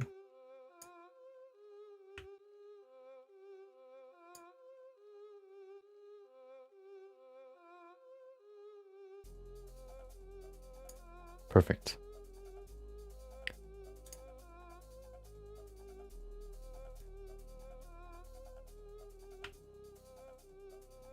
Yeah, next week we'll probably work on the Wraith. I hope I can finish the weapon over the weekend. We'll probably get quite far. I don't think modeling the weapon will take super long. Maybe detailing the pieces could take a little bit longer, but I think overall the process is quite simple and quite quick. So, you know, because we don't need to block out everything again, it'll probably, you know, we'll probably get this done pretty quickly. He said that and didn't realize 50 hours later he's still not done. Too often. That's the case. I should never say anything about time. Now I know why game companies never give you a specific date when they want to release something, because there's always something that can go wrong. There you go. Look at that. Isn't that a beautiful weapon? Okay.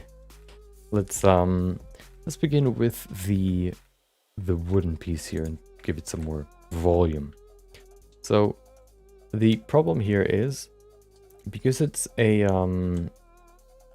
2D image, we have to interpret some more than I would like. We have to sort of interpret how the depth will look. So let's do that. So one thing we know is we need to make it thicker than the handles. That's one thing that I know. So let's begin with this piece here. We can begin with these things. Very, very basic in the beginning. We can still add more resolution if we need to. And then we just do that. Oh, you know what we can do? We can probably, at least for the beginning, just select everything. And should we fill it out and then add more geometry where we need to? Or should we... I think it's easier to... Oh, I have an idea. Okay, so what we'll do is we'll grab everything. We'll extrude it upwards. Okay. Then we can now work with this. We'll also scale it on the x-axis right here. There you go. Just to have some, like, a beginning thickness that we can work with. Now let's adjust the overall, like, the different parts of the mesh. This one, for example, probably needs to be quite thin all the way to the end. Of course, there are probably some other, like, from the cosplay, you can maybe see the thickness of the model. Let me see if I can find some good references there. So we have this one, which we don't really see much. Let me see what material we have here. Nope. Oh wow, that's a big blade.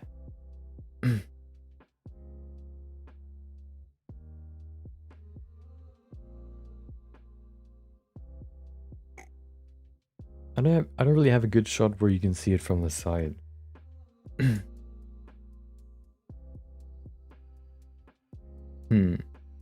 Okay, I guess more room for interpretation. Perfect. Okay. So it seems like it seems like it stays quite thin all the way to the head, let's say, of the scythe. I'm gonna leave this down here as well. And it just gets gradually thicker as it goes.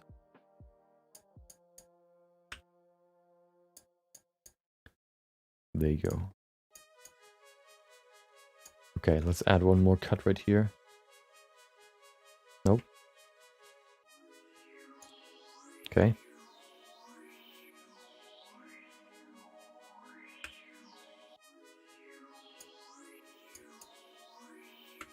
Of course, this would be way easier if we would have not only a side view, but also a front view, maybe a top view as well. But we don't have that, so, you know, we have to work with what we got. I think this sort of connection piece can also be quite thick. I mean, thin. We also have to make sure we have to remember that the blade is stuck in between the like there's just this hinge right there. So we probably need to split the head in two in that spot. So we probably need to remove, I mean, uplift these vertices, although I probably want to do that later. Okay. I think the other ones look pretty good so far.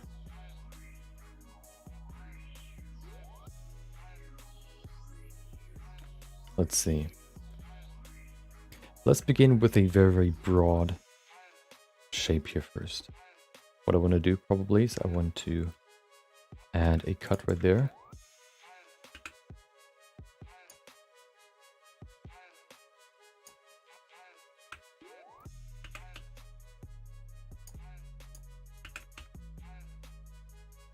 And then I can just grab this and move an edge all the way to over here. There you go. Now I can outline the shape. We basically use the same technique that we've used for retopology. We outline the volume and then we fill the holes. So let's fill the holes right here. There you go. It's probably the thickest back here. And then it goes down again.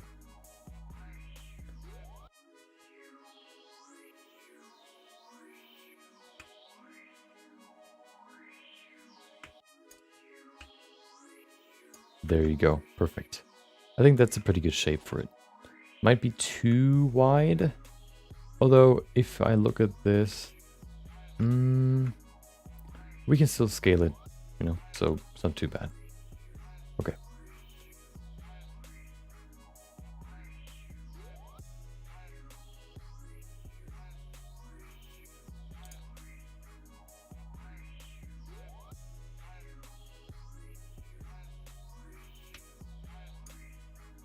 There you go. Let's add a cut right there.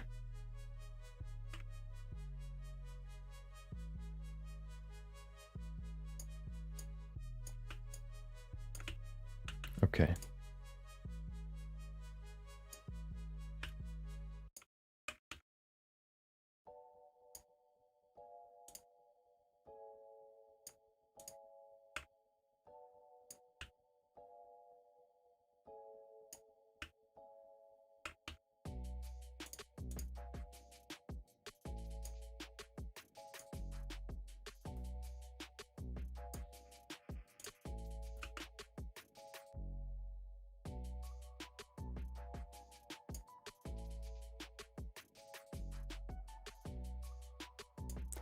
Okay, so we've outlined a cage, basically.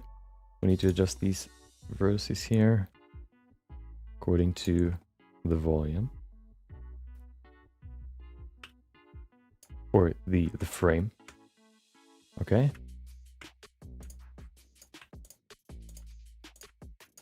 Perfect. Let's go to this one here. This one also needs to be quite low. We can also go into side views to see where we need to go in terms of its height. Perfect. This one is in a pretty good spot. Okay.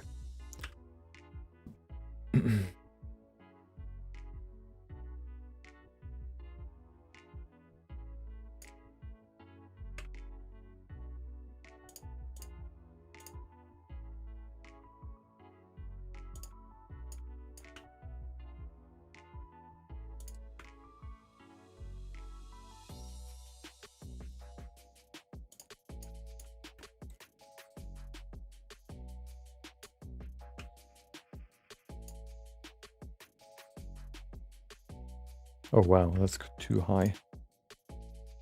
There you go. Okay. So now we have the basic volume already set up. We just need to fill the holes. I think what I want to do now is I want to add more geometry to define the shape a little bit more. Because I think especially in these regions here, first of all, my goal is to keep the density of vertices the same everywhere.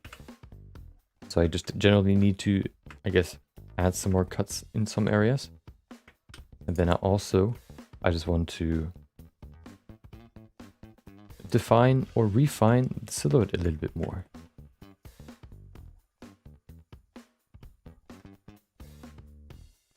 You know, make these sharp edges smoother. That's basically what I'm looking for here.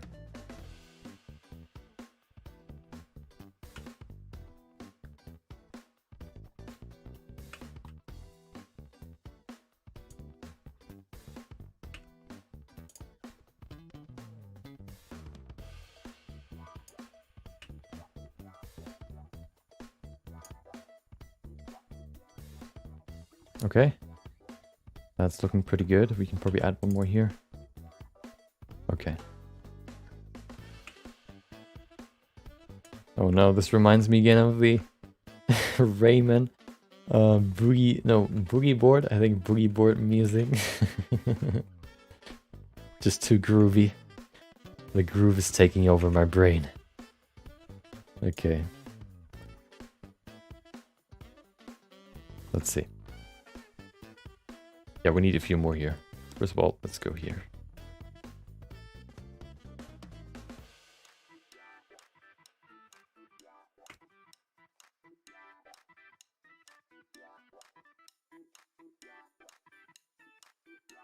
You know, if we can't listen to DMCA music, at least we can listen to some bangers, some video game bangers. At least that's possible.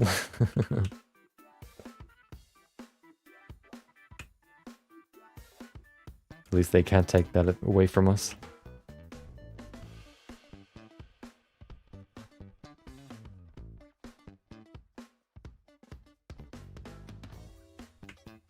Well, I mean, you know, technically it's still copyright infringement, but they're not going to enforce it because it would like drastically reduce eyes on a game. You know, if you couldn't play, the music in a game, why would you play the video game? On stream at least, you know. So they would drastically reduce the amount of eyes on a game that way. That's why they don't really enforce DMCA rules on video games. That's why you can play stuff like Super Mario Kart or stuff like this on stream. Well, you can, but you know, there's still this gray zone, I guess.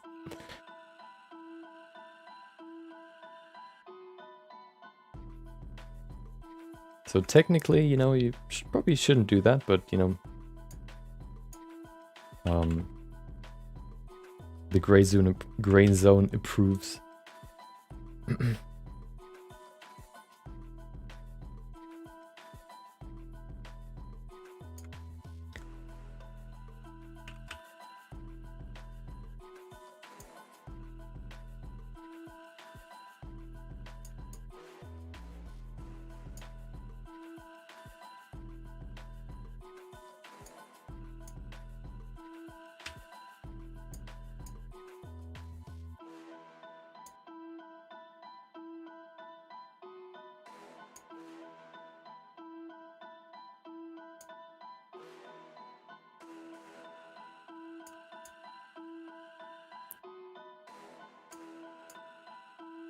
There you go.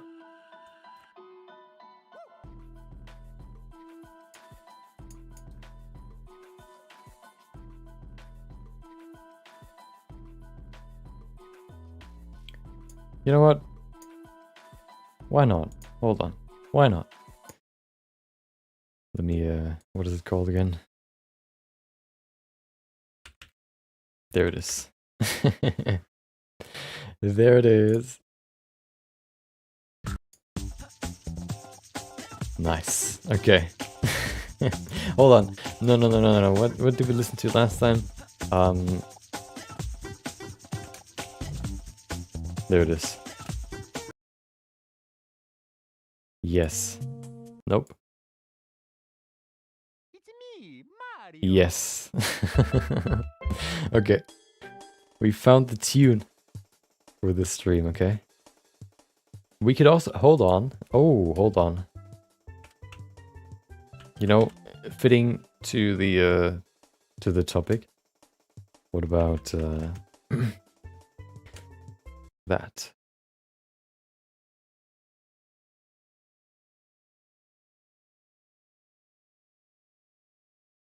Wait. There it is. No. Wait, is there no... I was looking for Final Fantasy XIV OST music. But I don't know if those are edits or not.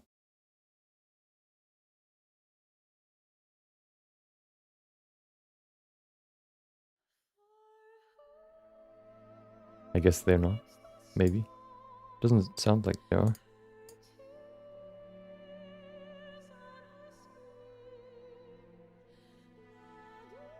Okay. We're gonna listen to that then. There you go. Okay.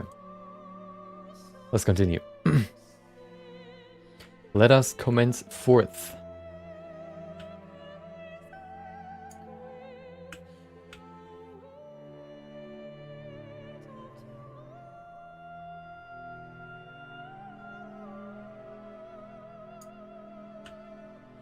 So one thing that I definitely want to do here is I want to create a certain organic flow. I want to make sure that everything kind of flows into each other, every shape. Of course, that can be easier when sculpting, but I think you can achieve something similar, especially when you use subdivision surface with these, you know, poly modeling as well. You just have to kind of tweak it, you just have to tweak it a little bit more. Okay, well, this gets quite loud, hold on. There it is. I don't even know if you can hear that. Probably, just a little bit. Just, it should be as loud as the background music usually is. There you go, okay. You know, bring some more, some more energy and epicness to the stream.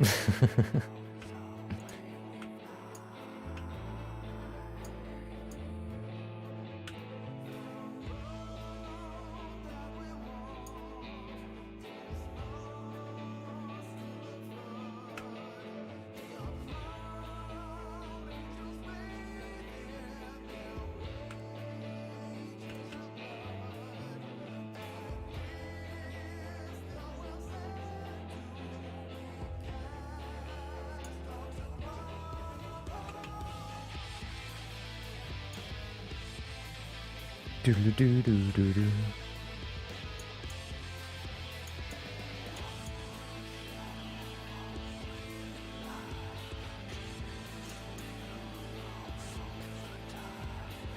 From classical music to Western, exactly.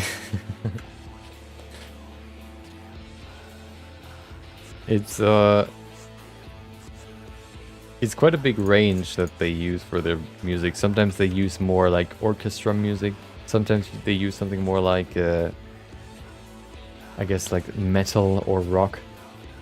So there might be a pretty good mix in there, in here.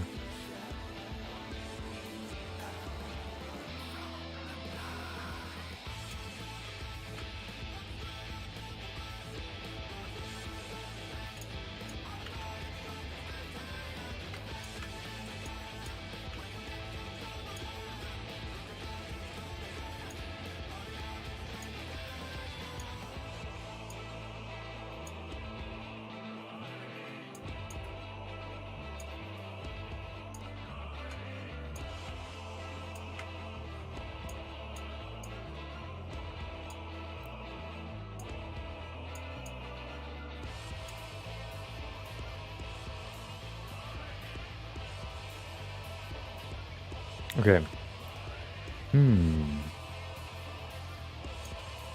I want to keep this as low res as possible for now, or as long as I can. That way, I don't need to think about the detail as long as I can. And I can tweak into it, turn, and adjust as much as I want. And it's not getting too tedious. You can see we're getting the shape already. We just need to work on it more. Let's work on the back a little bit. Of course, the underlying sort of body or head also doesn't need to be super detailed, just because we're gonna add plates on top anyway.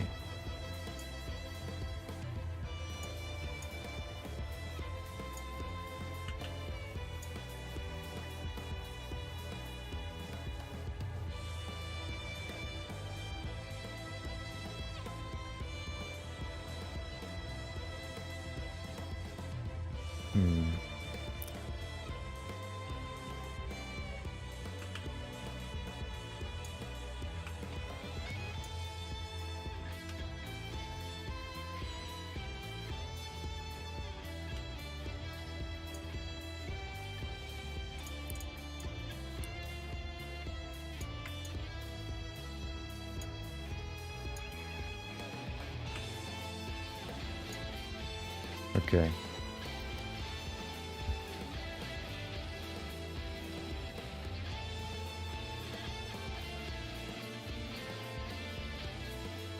I probably want to... I need to adjust the overall inner structure a little bit. Because if I now add one more cut right there, which I want to do, we don't really have any...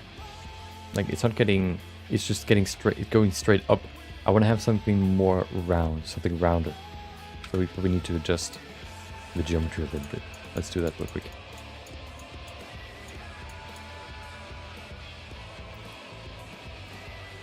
Okay.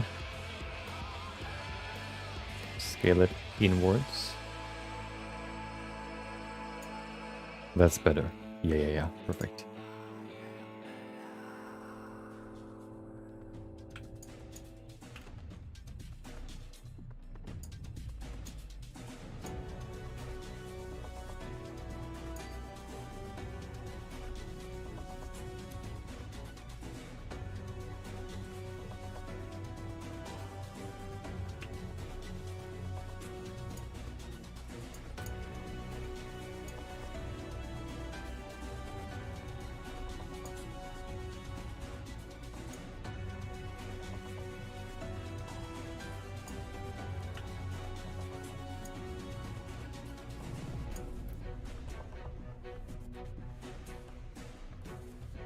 Oh.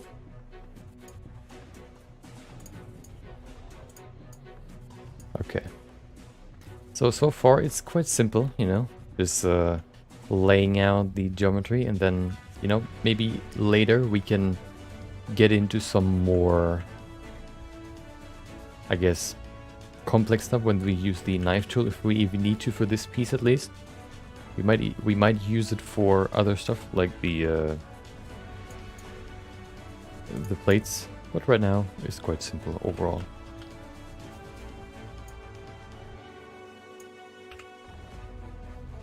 From simple to complex, that's how I like it.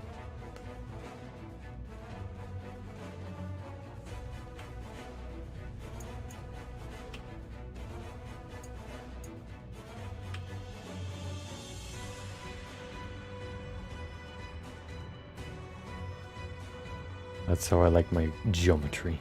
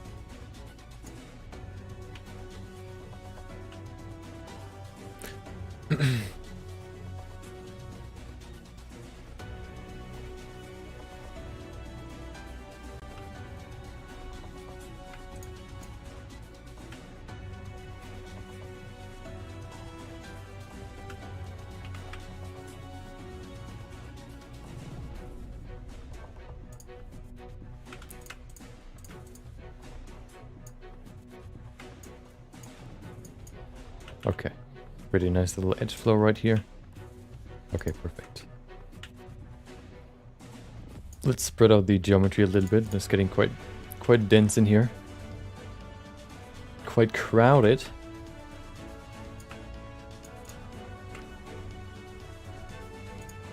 There you go.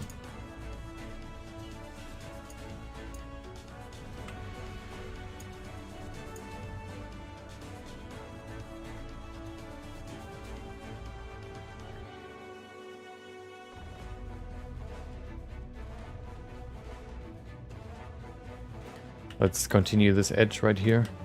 Nope, that's the wrong one. Right here. We could now go out, but I kind of want to keep it on the inside. I think that'll look better. We'll create a better edge flow. So we'll add one more cut right here. This way we can do this. There you go. Now the edge perfectly follows the shape of the scythe.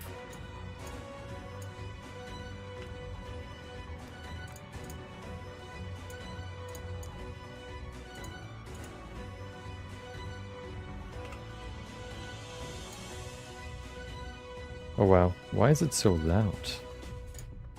Hold on.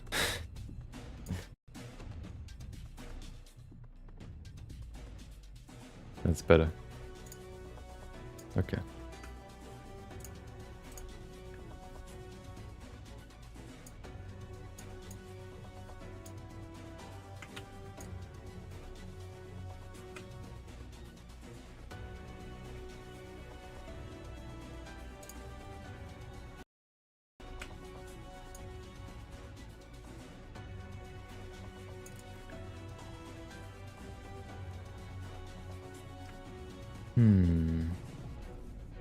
I need another cut. Let's move all these over here. Yeah, you know, this is, you know, in graphic design we have this term. I don't know if you can believe trends, or at least in German, we have this term for like graphic designers. If you would like translate it literally, it would be like pixel mover, because we, you know, we tweak every single pixel to get it perfect. This one could be like a, you know, you can do the same for vertices. We have to change so many small vertices, you know, the more detail we have here. But that's just how it is, you know. First of all, we lay out the basics, and then we add more and more and more and more details. Good thing is we don't need to do too much, because subdivision and sculpting can also do a lot for us. So we only really need to lay out the most basic stuff. The basic shape, basically. But of course we still need to think about good edge flow, because if we have good edge flow, we will also have good a good basis for us to sculpt on. So we can't really just, you know, create some edges and then we say, well, sculpting can solve the rest. We actually have to prepare the geometry with good edge flow for a good sculpt, because the better the edge flow, the better the sculpt will look in the end.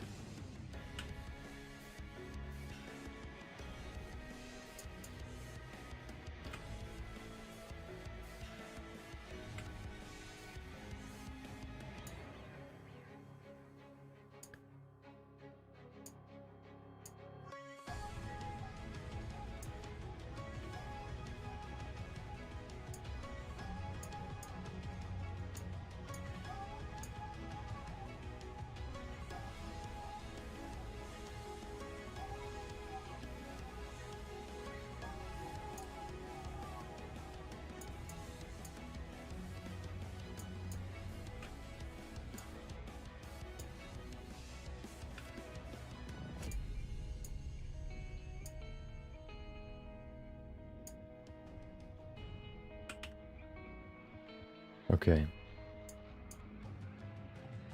Now let's continue the edge right here.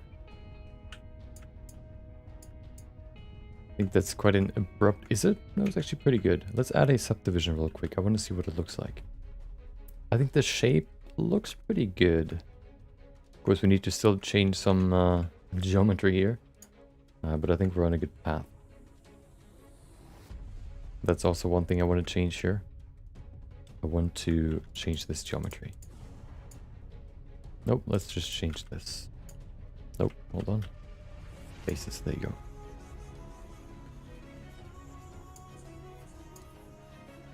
Okay.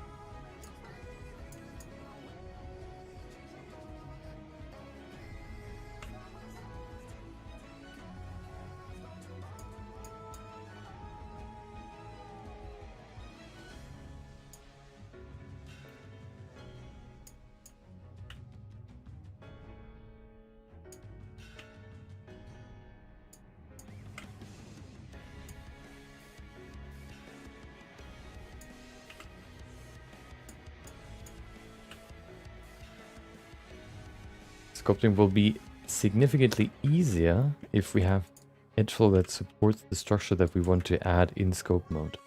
That's one thing we can You know, that's why good edge flow, for example, is important for sculpting. You can see it when you retopologize. You can see it when you know, do stuff like this. So don't ignore it. Don't just say, well, I'm just gonna use scope in the end. Nope. We need to have good geometry beforehand. No excuses, okay? I know retopology is annoying. I know retopology is boring. But it needs to be done. I actually heard that some people actually find retopology quite enjoyable. Because I don't know, I guess it's relaxing for them. And, you know, it's just like such a monotonous task that it's, you know, you can just shut your brain off, I guess, slightly, or sort of, and just do it.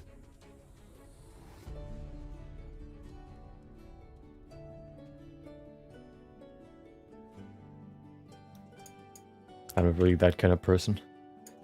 I don't like retopology. Retopology is boring, okay? Need to have action. I don't know. For me, every tedious task is just... It's just... at some point, I just...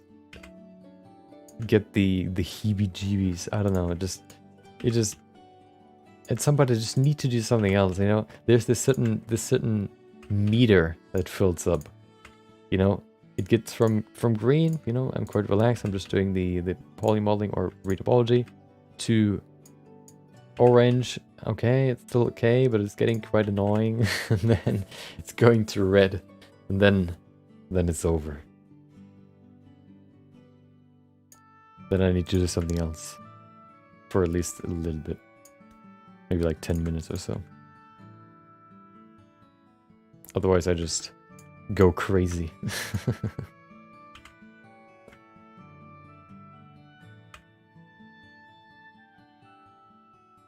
But at least poly modeling is a little bit different, you know? Poly modeling is not like 100% absolutely boredom, persona, or being-ified. It is at least a little bit stimulating. Because you need to think about how you lay out your geometry a little bit more than, I guess, retopology. There's still, you know, it's not really super different, but in my opinion, it has a, I don't know, a different... It's just different, okay? There you go.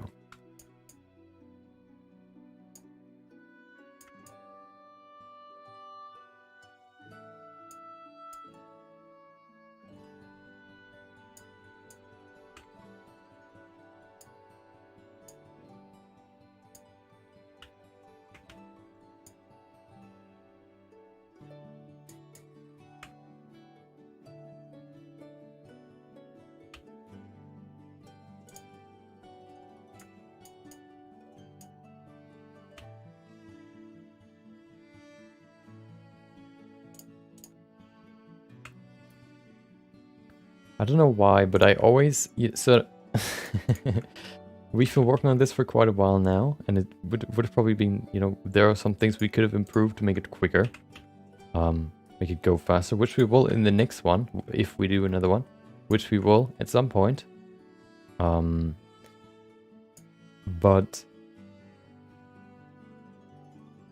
I don't know, I always... I always fall into the trap of, oh, this looks so cool, I want to model it, and then just, you know, 3 months later, and then, you know, still working on it. It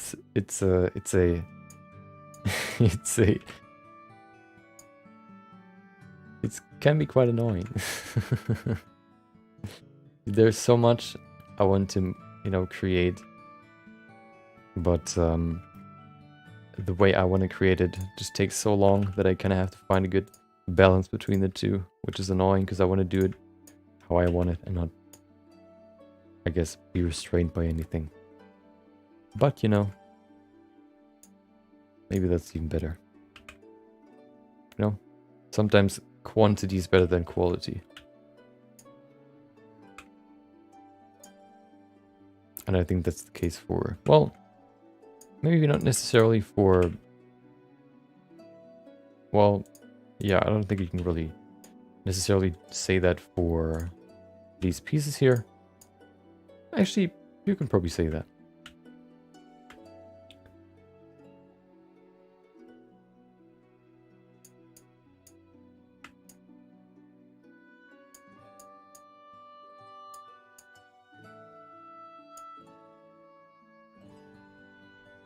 I don't like this here. Although, let's see what the stretching looks like. It's not too bad. Yeah, it's not too bad. Okay. There's quite a harsh edge right here, though. I kind of want to relax this. We can maybe move the vertices down. That can help.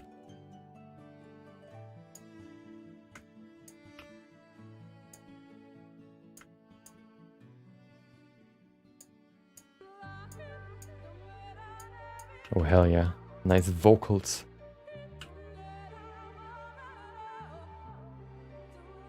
Yeah, we can smooth all these things out in sculpting as well.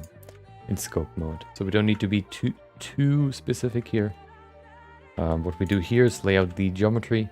And then later we can think about the rest.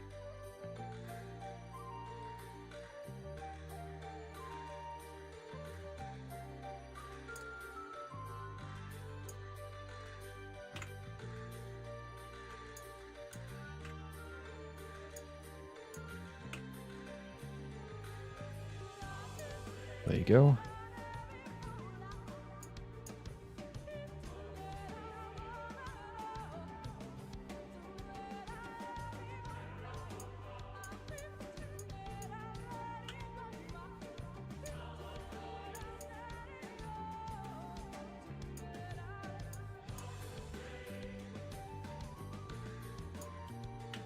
Oh, okay.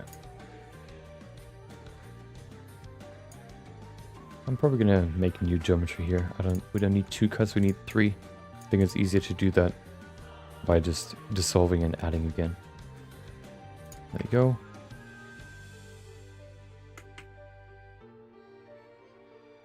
Yeah, we still need to think about how we're gonna set up the base of this the figure. I thought about in the trailer, you can see some sort of debris or old weapons or just like a battleground, like old battleground in the background. I think that's what I'm going for with this. Because I don't really know there's not really like a backstory that you can look up right now. You can only really, well, maybe there is, but I don't think so. Or I can do some more research, I guess, but from what I've seen so far, I haven't seen anything. So it's still, quite open what we can do. There was a sort of tundra or snowy area in the trailer, and also a oh, hold on. Yeah, this sort of battlefield area. I think I'm gonna go with that.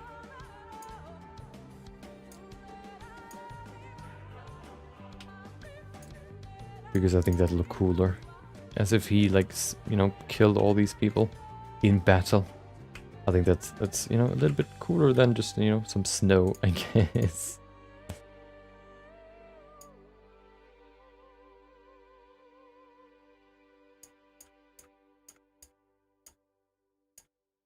There you go. So that's the head. The beginning, at least. We can still, adjust it. You know what? We can probably do that now, actually. I'm gonna save it. There you go. Let's go into, wait, again? Not the same again, please. Oh, it's still going, okay. Yeah, we can probably go into sculpting real quick and just adjust some volumes here. So, let's bust out the good old tablet and go into sculpting real quick. I just want to... So, of course, the sculpting tools are not really useful when you try to sculpt something.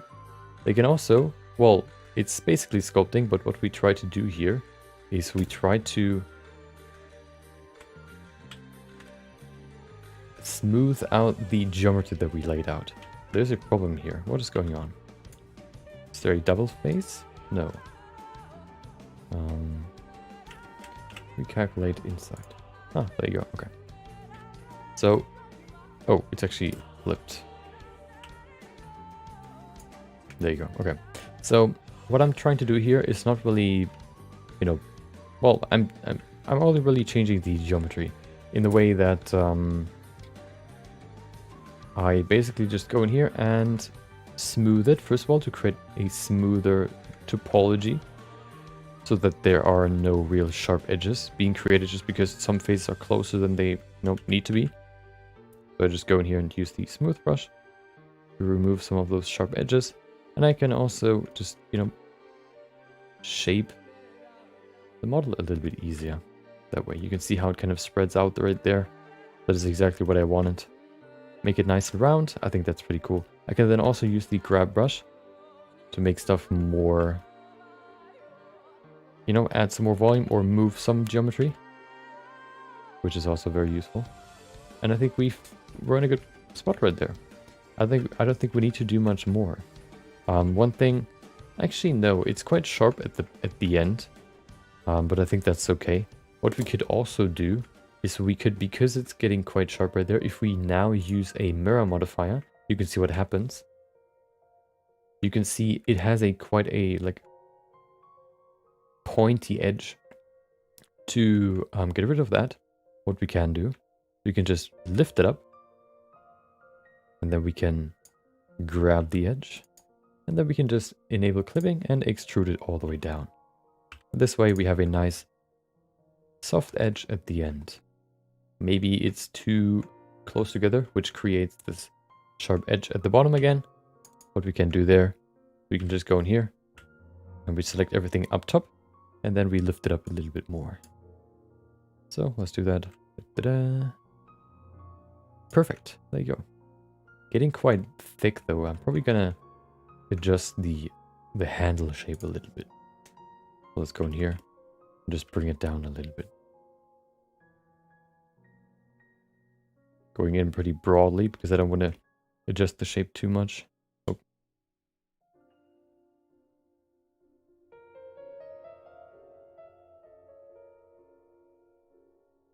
Want to keep it nice and smooth. Okay, perfect. It's quite thick, so let's remove some volume here.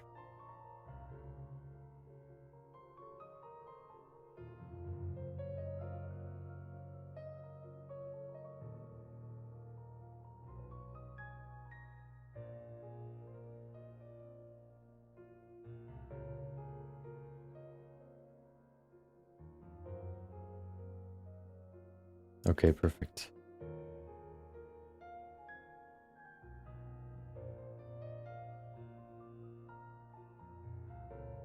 We can not only use sculpting for this, we can also use proportional editing. One thing that I want to adjust here is these two corners, these two vertices, they look quite far out. They created these weird spikes right there, but now they're gone. Perfect.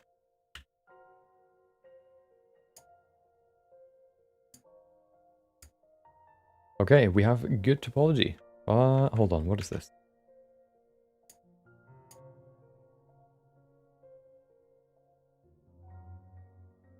Okay.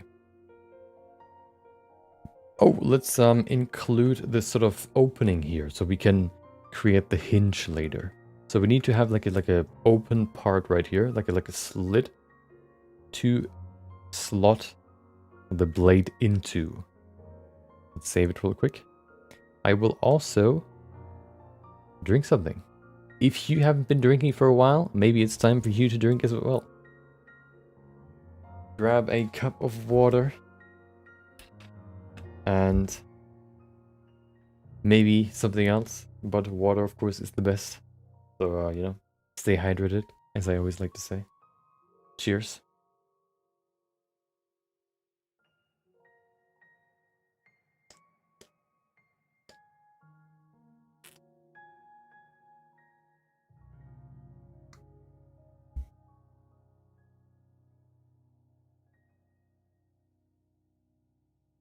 Perfect.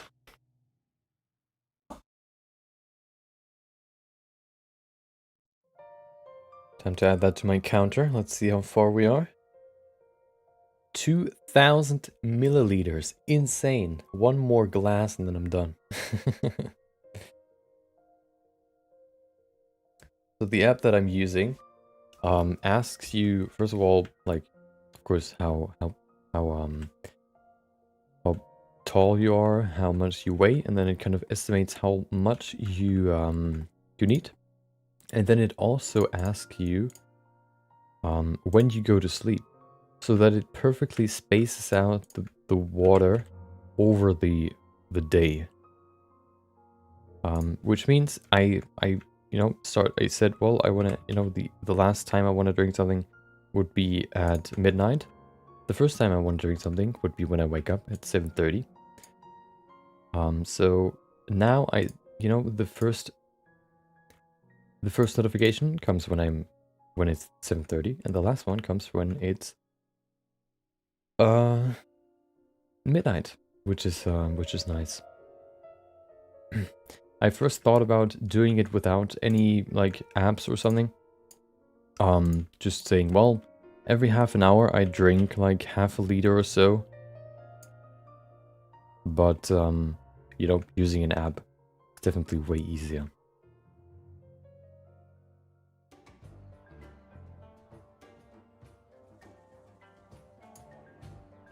And also, doing it manually requires brain power. And the less brain power I need to spend on some, stuff like this, I can spend on other stuff. Which I would say is a good deal.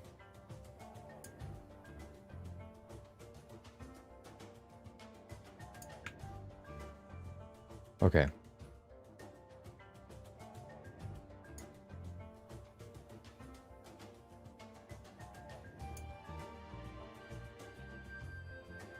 Perfect. So we have the head now. Let's go to... Do we even need these? Yeah, we do. Okay. Oh, we need to add the sort of slit right here. Let's add that right now. So, what do we do here? We can... Oh, it's probably pretty simple, actually. We can just remove these faces. We can probably remove all these. That should be enough. 100%. Remove the faces. Now we can just work in between here.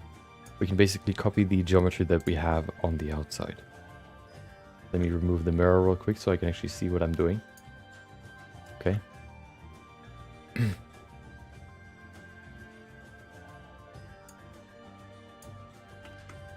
So how many do we need? We need 1, 2, 3.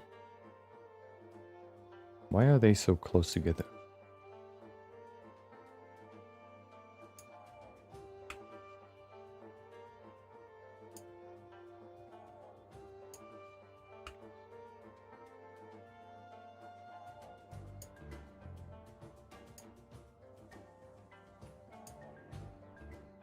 Okay.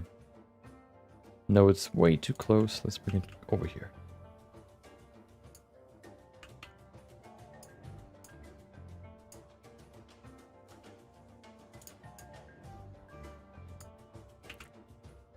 Okay.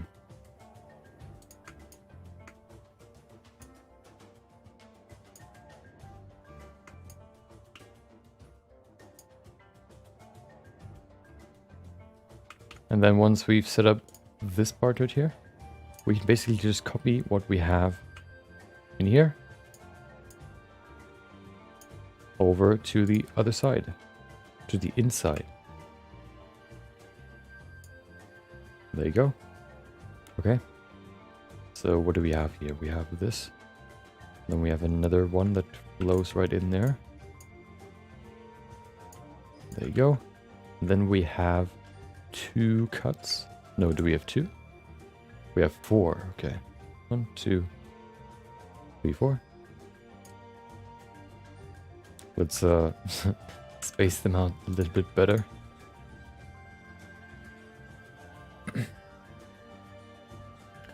We can even go into top view and just move them where they need to be.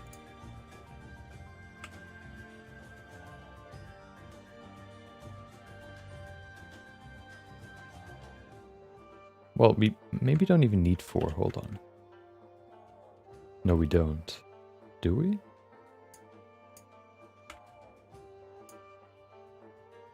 I don't think so. How many do we need?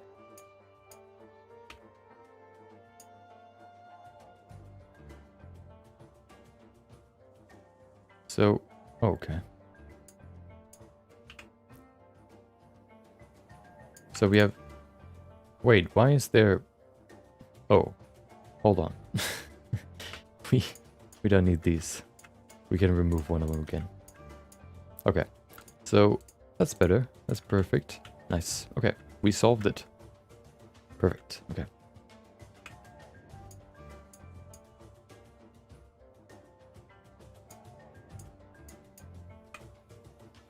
There you go. Perfect geometry.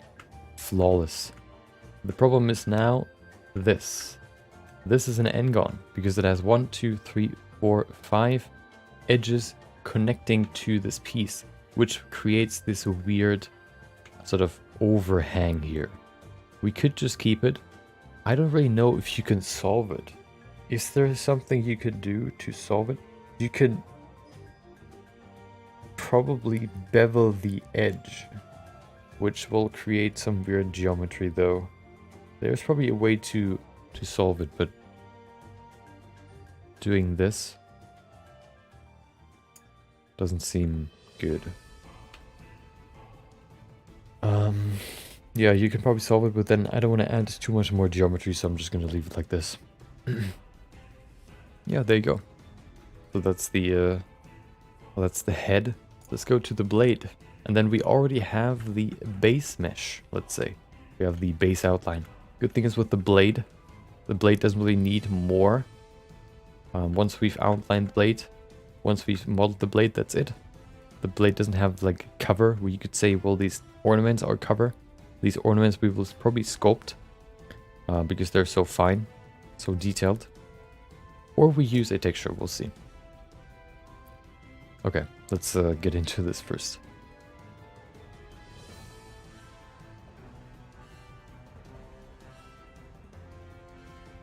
So let's outline the simplest and easiest to see, I guess, faces or surfaces. The easiest one to see would probably be over here at the top. First of all, I want to add a another cut right here just so we have a sort of face here at the back. It's still very pointy, but at least we have a an ending that is not a triangle, because that's annoying to solve. So why don't we just, you know, not do that? There you go. Okay.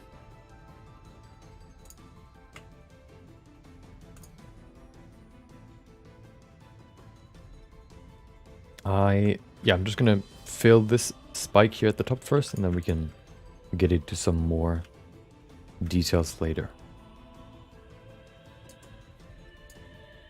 Yeah, and you know, so far the modeling is quite simple. You just have to go from complex, from simple to complex, working your way through one by one.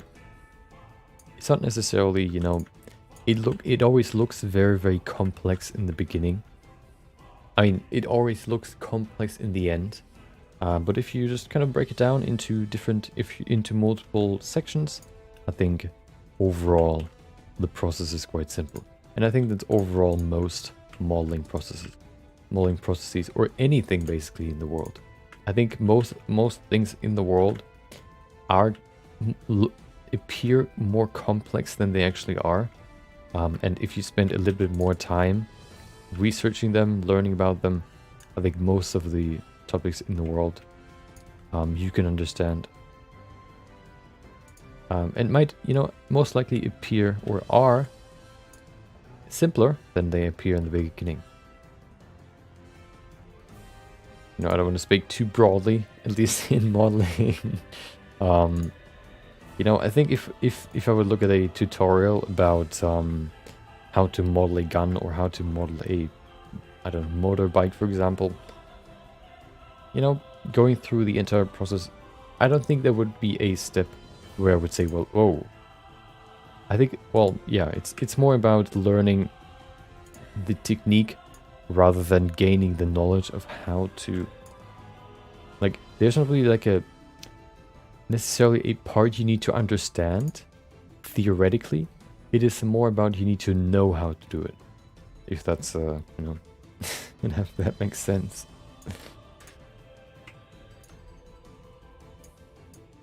It's not like math where you need to, well, math actually,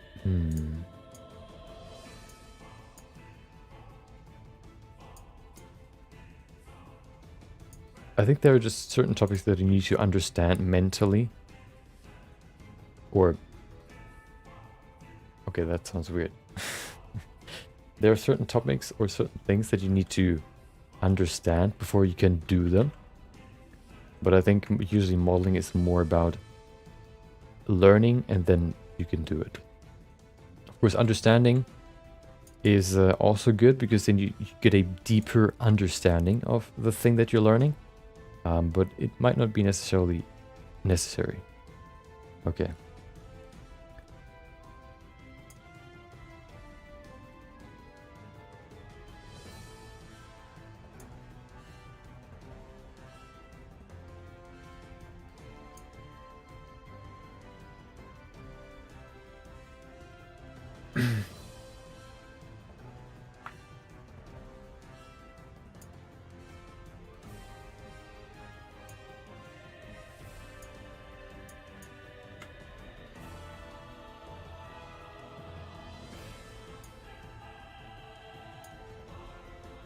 Okay, you can see right here how there's this sharp edge again. This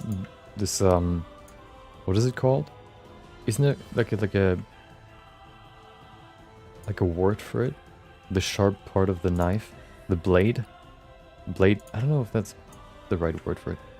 But you can see how there's like this profile right there. It's basically beveled. That's what I try to bring in here with the face flow, I guess you could say. With the edge flow right now. You can see I didn't just connect these two edges right here, this one and this one. I actually went and continued at the top because I want to respect the bevel that is right there.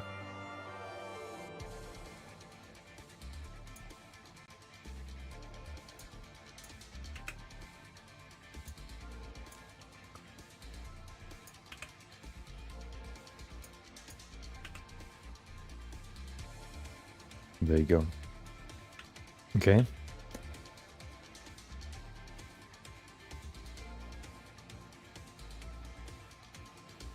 We probably need one more cut right there. This one. So we can connect these two pieces. Then what I want to do. Oh, this would be annoying. Can we get rid of this N-gon? I don't like the N-gon right there. I'm gonna add one more right there. I'm going to show you why. Because now what I want to do is I want to add another smaller edge right here. Because this will be lifted up. I don't know if that makes sense. But I'll show it to you later.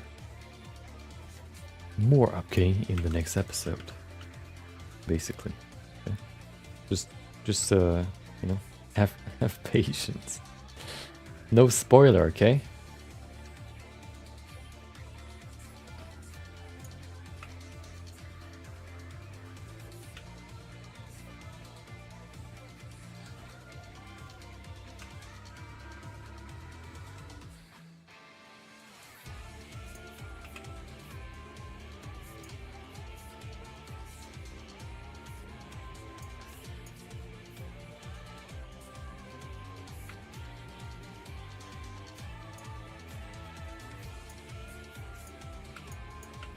Go, just laying out the geometry.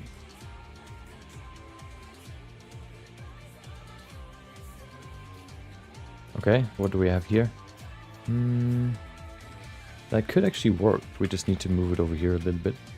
There you go, perfect. Look at that. So now this edge perfectly follows the profile.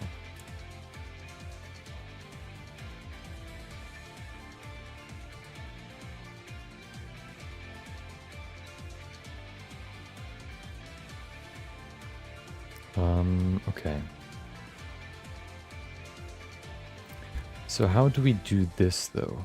How do we include this? I guess we could move these edges over here a little more to respect the shape, but then we need more cuts here in this face. Let's add one at least.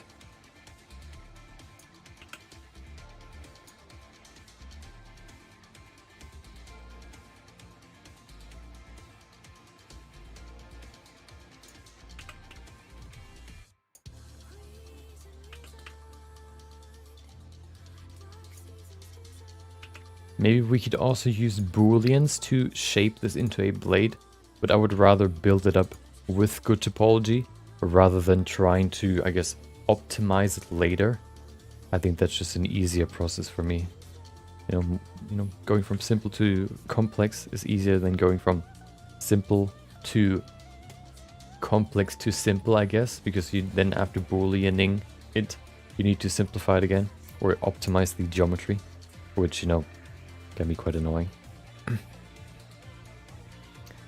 So I would like to skip that step.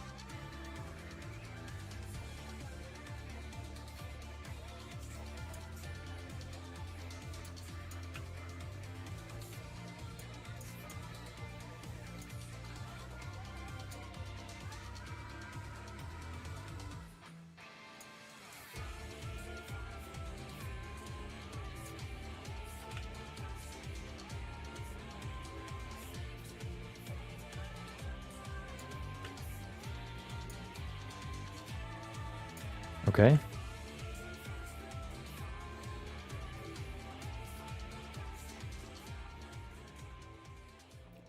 So how... let's go to this side first.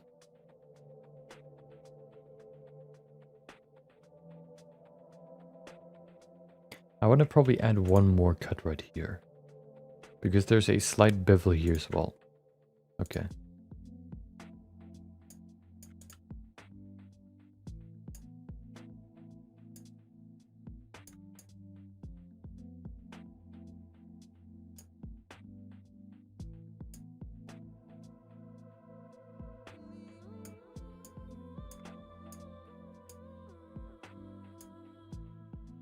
There you go.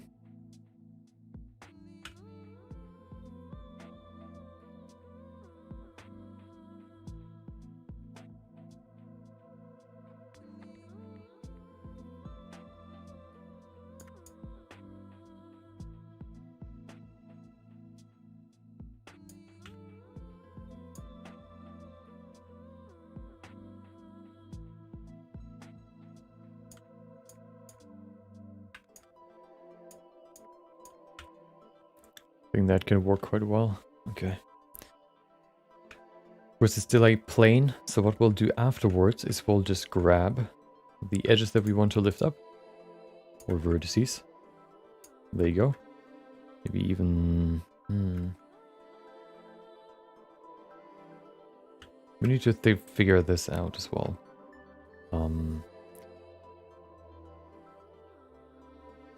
Oh no, this should still work. Yeah. So we'll select the vertices that we want to lift up, like this. This one as well. And then what we do is we just lift them up. Da-da-da, and we have a nice plate. Of course, it looks quite boring right now. But as I said, we go from simple to complex, okay? Don't blame my basic mesh, okay? Still working on it. Are you perfect? No, okay? I guess I hope not. So don't judge my mesh, okay?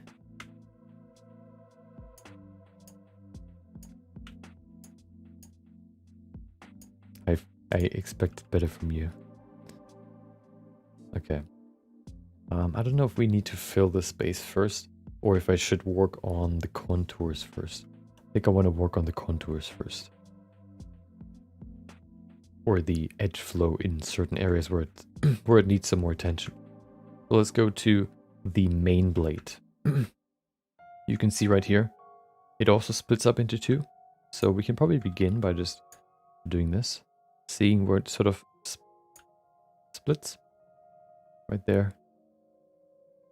And then we can make this thinner. I kind of want to make it thinner. We also need to put two more here to round this blade a little bit more. There you go. Thank you for the subscription. Oh no, I can't read the name, it's too small. Oh no, hold on. hopefully Streamlabs is quick enough today. Thank you for the subscription. Hope you enjoy the stream if you're here. Let me quickly see if it... Oh, there it is.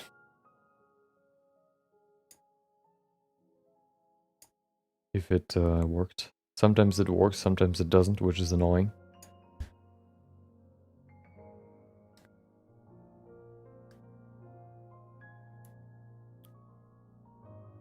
Nope. Wait. Maybe. No, David Boylan? That isn't right. That isn't right. That's 3 hours ago. That doesn't make sense. Either way, thank you for subscribing. I hope you enjoy the stream. If you're here, of course. I hope you enjoy your day as well. There you go. Okay. Problem now is we still have triangles right here. So what I'll probably just do is I'll add another cut right there. Then we have a nice little face right here. Oh, wait. I don't need a cut right there. I need a cut right here. There you go. This way we can do this. Aha, now we have faces everywhere. Look at this. Looks perfectly like a blade already. Isn't that awesome? I know. I know it's awesome, okay? You don't need to say anything, okay? There you go. Okay. Let's continue. Let's work with one edge first.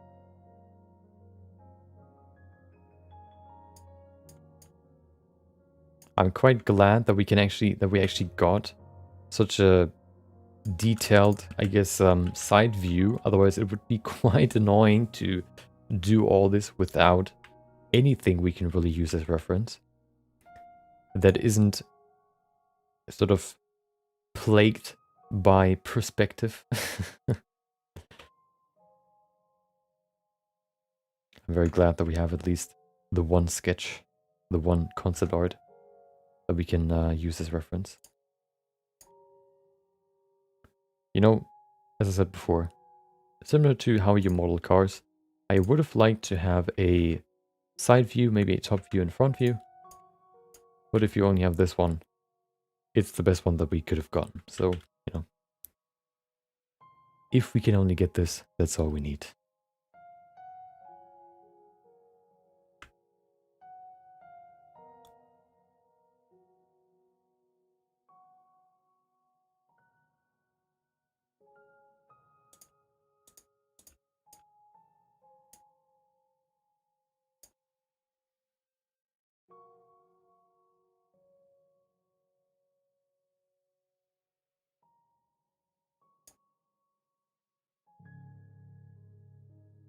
So that's interesting. I wonder if the bevel, so you can see there's this line right here. And it seems like the bevel actually goes all the way into the middle. So we actually need to change the edge flow. You can also see it in the 3D model right here. The bevel actually doesn't end where it gets brighter or where it gets darker coming from the outside. It actually goes all the way into where these dark edges are. So we need to change the edge flow a little bit.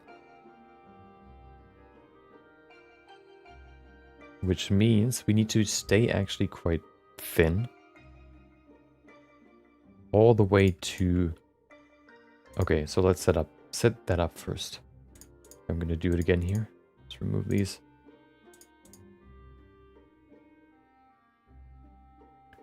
Go all the way to over here and scale it. There you go. And then I can add cuts right here. Probably 2 at least. There you go. No, 3. 3.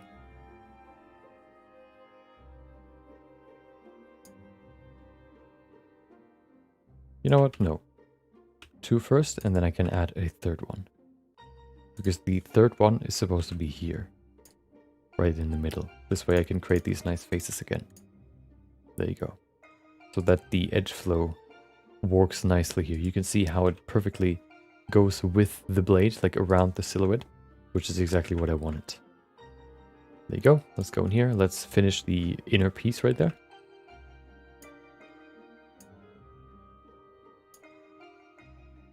Maybe you don't have inner peace in yourself, but at least you can find or finish or get that inner peace in 3D modeling. You know, at least there's hope for one thing. Might not be perfect, but at least something. Maybe you find, maybe you get inner peace from finishing the inner piece, you know? You never know. All you can do is try.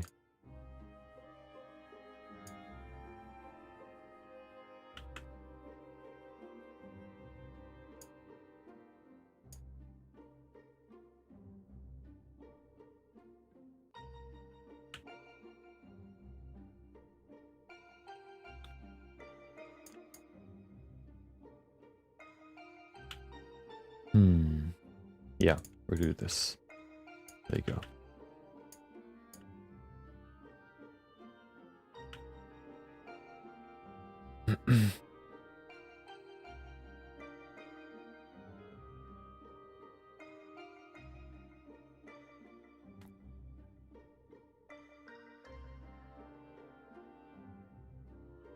So this will be interesting.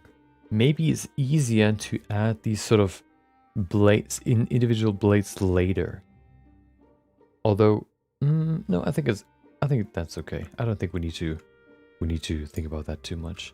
What I thought about was basically it'll probably be easier to create a nice linear sort of fall off to the outer edge of the blade if we only have one sort of edge that goes to the end or to the outside, because you know there can be no bumps if it's a single straight line. But I think we can achieve almost the same afterwards without, you know, with more geometry.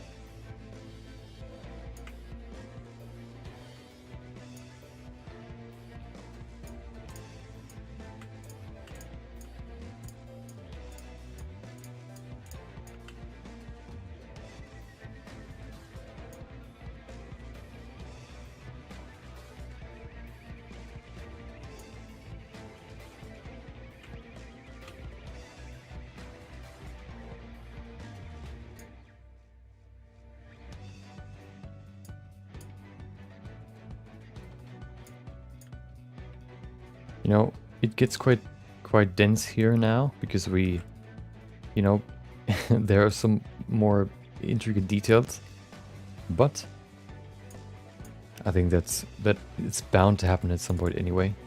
So why not start now? There you go. Especially for these plates, you know, we need more detail.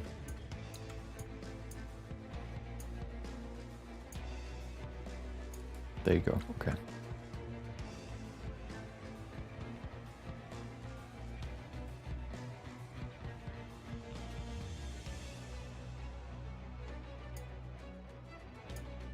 Good thing is the shape of the blade is quite simple, so we only really need to do one movement to create the volume, which we couldn't really do for the head. So this is at least, in that sense, a simpler geometry.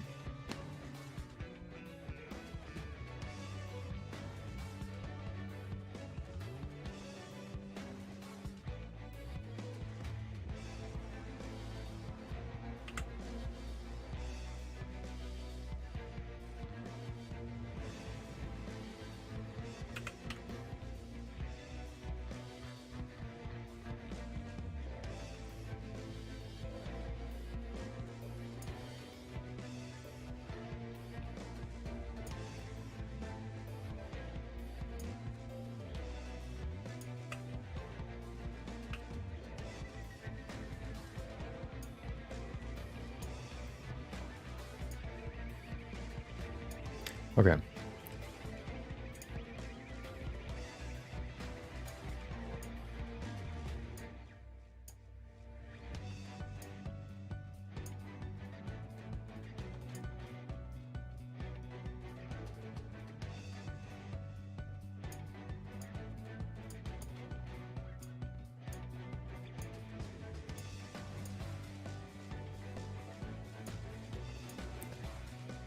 I think we've...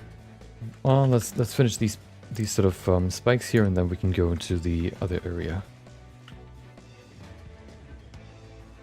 How many do we need? 1, 2, 3, 4. 1, 2, 3, 4.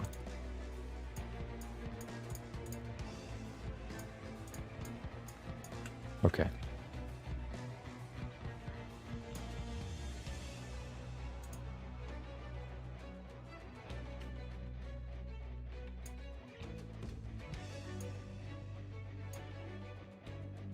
So, I wonder how it ends right here. It seems like it just cuts right into the slope, which is annoying, but I think we can work with this.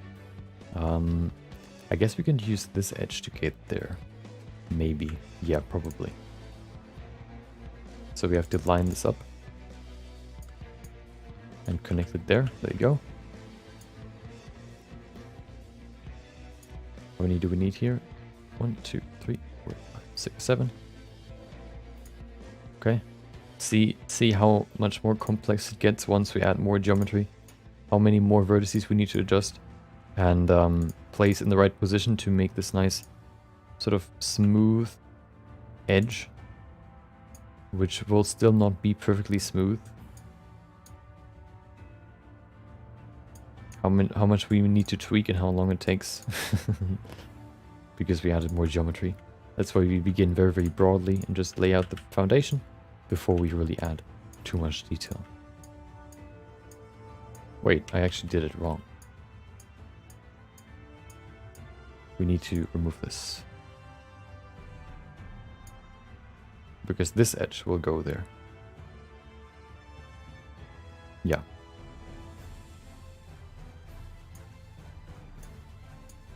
There you go. That's better.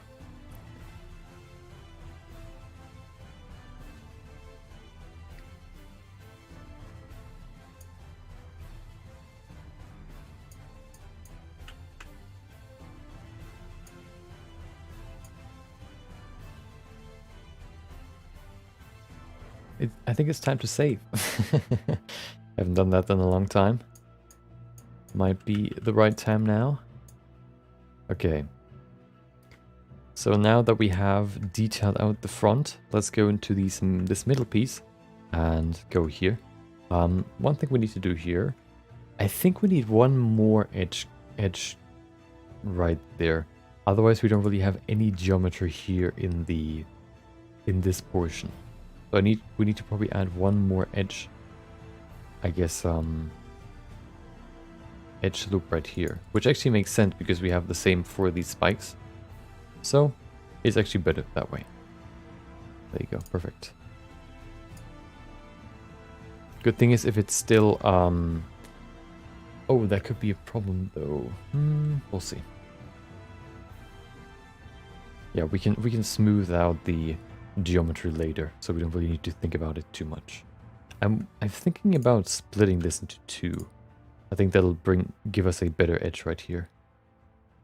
Bringing it together like this. That's probably better. Which means I want to remove or change these faces. Oh. Only faces, there you go. Okay, so let's see. How do we do this? So we could use this one. I think that works quite well. But then we need one more cut here in the middle. So we need to shift all these over here. Yeah.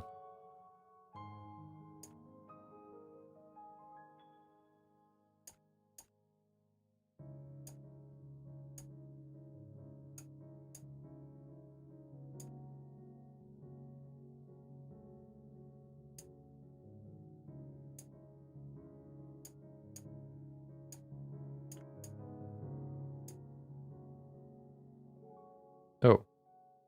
Wait. That's not what I wanted. Hold on.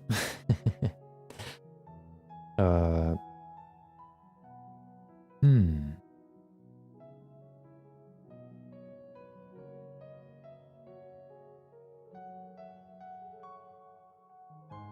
Let's see the reference real quick. Okay.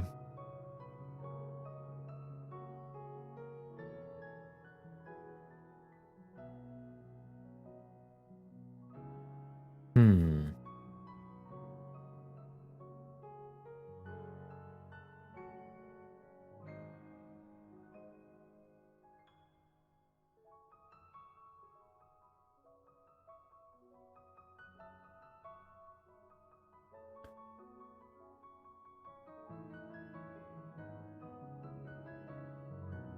I think we're gonna figure this out tomorrow. I think we've laid out the basic shapes. You can see we already have a pretty good silhouette. Now it comes down to detailing and finishing the blade, which shouldn't take too long. So tomorrow we can probably go into the next layer as well, which would be the plates, after we finish the this piece up here. I might even do it off stream. Maybe. We'll see. So, yeah. We will go into the next layer, the plating on top of the model itself, the base. Tomorrow, we're gonna begin with that. So we'll see how far we can get this week. And yeah, we're probably gonna begin with sort of like a, I guess, base, like blocking out, just as we did it for the armor, and then we're gonna refine it later. But this will be where we're gonna end it. Hope you enjoyed today's stream. You know, we talked a little bit about sources to learn Blender or learn sculpting. We talked about how we were gonna model this, and we actually did it. Tomorrow we're gonna, continue it. If you have any, questions, I guess, whether you're watching this live or later as a video, you can put them in the comments or ask them now. If you want to,